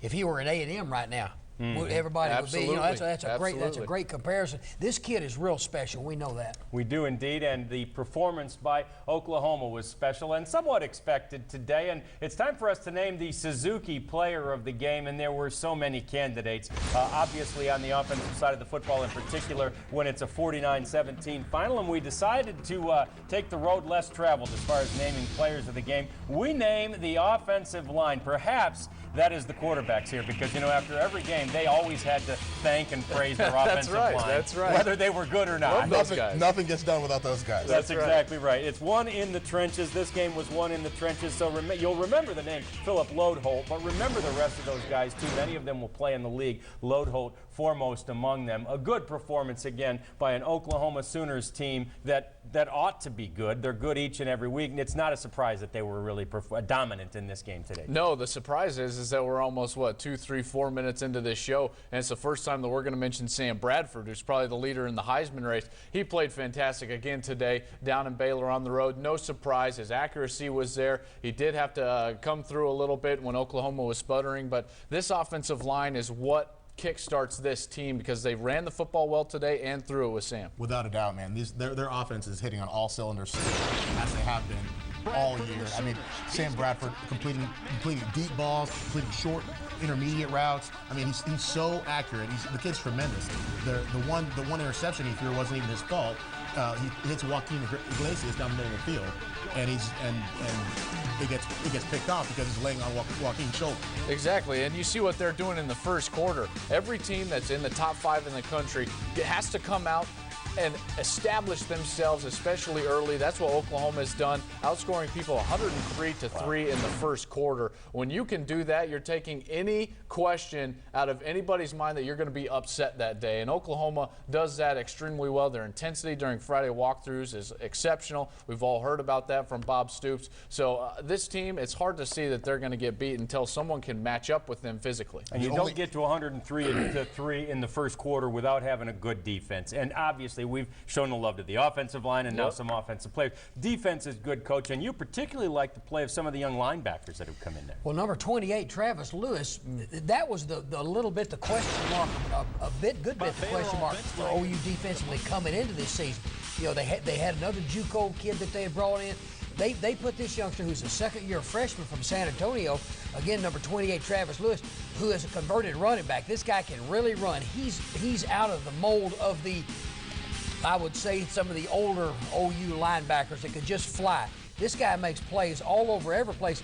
The combination of he and number 22, Keenan Clayton, who is a converted strong safety, essentially give them, they don't have to sub to get into a nickel style of player to match a nickel against other receivers, particularly with these two guys in there. But 28 Travis Lewis is really been a great personnel move for them. Yeah, if you got linebackers, everybody knows if you got linebackers in this Big 12 that can run and that can stop the run and cover receivers, that's what you need with the spread offenses that you have. My only concern, though, I'd hate to put Oklahoma on notice with the way as well as they've played, but they allowed a 100-yard rusher in Robert Griffin today. They're going to see some mobile quarterbacks coming up next week. Colt McCoy leading Texas in rushing. So I wonder, is Oklahoma susceptible to the run? Well, it'll be real interesting. Gerald McCoy, the other tackle, limped off. You know, they've already got Granger down. That'll be interesting to watch throughout this next week what his status is. The only thing that could beat them is maybe injuries. Sure. Yeah, and it may be biting them just a little bit right now. Let's take you back out to Waco, Texas, back out to Floyd Casey Stadium, where the guys who called this one for you are standing by. Bill Land and Gary Reasons with more to help us wrap this one up, guys. Thanks, John. Spread offensive announcers on this one, Gary, as we take a look at it. If healthy are key words for these teams, as those guys are talking about. But what hits me about Oklahoma is they get just under 600 yards. It was a very businessman-like, dominating performance the first week that they're #1, and their offense let them know right from the beginning there was no question who's going to win this game. If you have missed assignments in the secondary, which is what this was, Sam Bradford takes advantage of it, Emmanuel Johnson, and the running game got on track for Oklahoma. You take DeMarco Murray, who finished the day with 97 yards rushing on the football, and the passing game, he spread the ball around. Joaquin Iglesias, Chris Brown got in the mix also running the football. It was a good day offensively for Oklahoma, and the numbers just speak for themselves. See how Sam Bradford did on the day. He had the one interception on a tip ball that Joaquin did not pull in, but pretty good production from him and Manny. And Kenan Clayton, I heard Coach talk about him. He's an exceptional athlete. Kenan Clayton, converted strong safety playing linebacker. Travis Lewis, another bright spot there. The defensive front, I think the front seven for Oklahoma is pretty good. And you know what we think of Griffin. We think he's a terrific player. But that first quarter, he wasn't a factor. And the OU defense just chased him all over the field, rattled him. He got loose eventually, which is going to happen. But it didn't matter at that point. Yeah, we knew you had to contain Robert Griffin in this football game. For Baylor to have a chance, they would need to get some exceptional play from him. They got it with his legs, but they didn't get it through the air. And so Oklahoma took away the passing game for the Baylor Bears. And that was really the story here. They couldn't get it. They couldn't do it one-dimensionally. John, fellas? Hey, Bill, Gary, could you all tell what happened when Gerald McCoy went, or what his status was toward the end of the ball game? I saw him limping off the field, Coach, and he was just hobbling on one leg. I think it was his right ankle or something to his right lower extremity, that what it was. And they had Cordero come back in. Cordero Moore came in pretty quickly for him, and never saw him return. We didn't get a report from him from the sideline. You know, that's not, we're not going to happen in college football these days. So don't really have a status for you on McCoy. But Granger may be back next Monday to practice, so that could spell a little bit of relief if McCoy is going to be absent from the lineup. Guys, one more for you. Obviously, Baylor is an improved team just by the presence of Robert Griffin. We're watching him, and they obviously got in a pretty deep hole today, but it looks to us as though everybody on Baylor's team is better, maybe buoyed by the confidence of knowing they've got a quarterback who is so good. I think they feed off of him. This team, I think this program in a way does, and certainly Coach Briles has brought a little bit of a breath of fresh air as far as his approach. And there's no excuses, and we're going to get better next year. We need to win, and we need to win now. And he said those first 4 games we go 2-2. He goes, they're going to remember by what we do in conference play. And I think those guys are taking that, and they showed that resiliency today, because this could have really been ugly. Yeah, it really could have been, but I think the offensive line took it upon themselves to run the football against this Oklahoma defense, and they did so a couple of times today. And Robert Griffin did the majority of that work with some gashing runs, and they had Finley come in and help a little bit. He got about 30 or 40 yards, I think, today rushing on this defense, but they showed that they could run it. And so if that's competing in the Big 12 against the #1 rush defense, I think it's a pretty good day's effort. Big game for them next week with Iowa State, a game that I'm sure they feel they can win, especially Iowa State having problems today after having that big lead. Guys, great stuff. We do appreciate it. Fun to talk to you after this one. Oklahoma, a big winner today. Lots more on that is coming up with our guys here in the College Football Saturday studios. Up next, though, we're going to take a look at the highlights from this one as we roll on. It is the Toyota Tundra Big 12 post-game show, and we're going to show you the highlights and continue to break it on down right after this.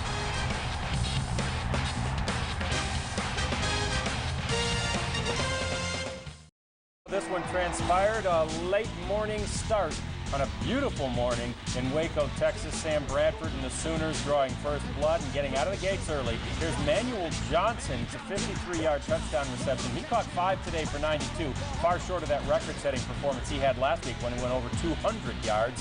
Then, after an interception, DeMarco Murray goes in from 2 yards out. 26 carries for 95 yards for him. 14-0 Oklahoma. Moses Madu makes it 28-0 Sooners.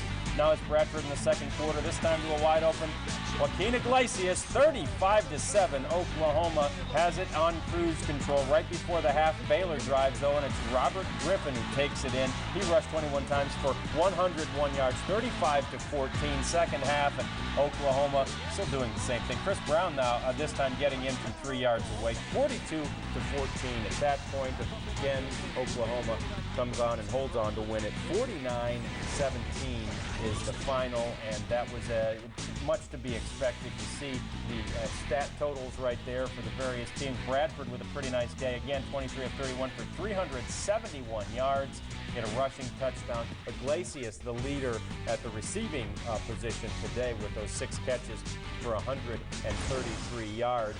And yeah, again, there's so many superlatives for this Oklahoma team, Coach. They did exactly what they're supposed to do. And again, when you're looking at that big game, that Red River rivalry a week from now, often it would be easy to think they could look past the Baylor team. It appears as though they didn't do that at all. Well, they're ready to play again. They scored the first 4 possessions. We've seen them do this pretty much on a weekly basis. Joel brought up something real interesting talking about OU and defended them. You talk about from a defensive standpoint, take away what they do best, make them play left-handed. How do you make these guys play left-handed? We saw TCU attempt it. Right. Then one, Emmanuel Johnson has 5 catches for 203 yards. They've had 16 different receivers or people score touchdowns for them. So that's a pretty interesting thought, what Joel said. And mention what you said about how you might do it, Joel, if you're good enough. Well, I don't think that you can, because most teams are not going to be good enough, because you have to line up and play base defense against Oklahoma in order to try to stop them. Because if you just load the box and take away the run game like TCU did, Sam Bradford in the passing game is going to beat you. If you drop back and play nickel defense the whole day, well, that offensive line is going to beat you up, and guys like Murray and Brown and Madu are going to rush for a lot of yards. That's kind of what you saw down in Waco today. So this team can beat you either way that you cut it. I wouldn't want to be a defensive coordinator, especially in this league, to have to face a team like OU, and then week in and week out, you're going to see a team like Mizzou and Kansas and all these other teams, Texas, that can also put up yards. Offensively, I don't know that there's any way that you can match up with these guys. It's so difficult. Maybe an SEC team, maybe an Alabama could go man for man, but that's what you have to do against these guys because they're just so talented. Yeah. They have a ridiculous advantage in the time of possession, and yet it could have been much greater, except that they score quickly. They're another one of those teams, not unlike Missouri. They score so quickly they don't have as great an advantage as you might expect in the time of possession. And even today, you've got 7 TDs to 6 different people. You know, I mean, how much more balance can you get it? They had 8 for 15 on third downs. So even when you do get them to third down, they're normally within the spot where they can just run for it, or you've got one of the best quarterbacks in the country back there to throw it and complete it to tight ends like Gresham. So very dangerous football team. No doubt the #1 team in the land right now. And they played like it today. We've got lots more.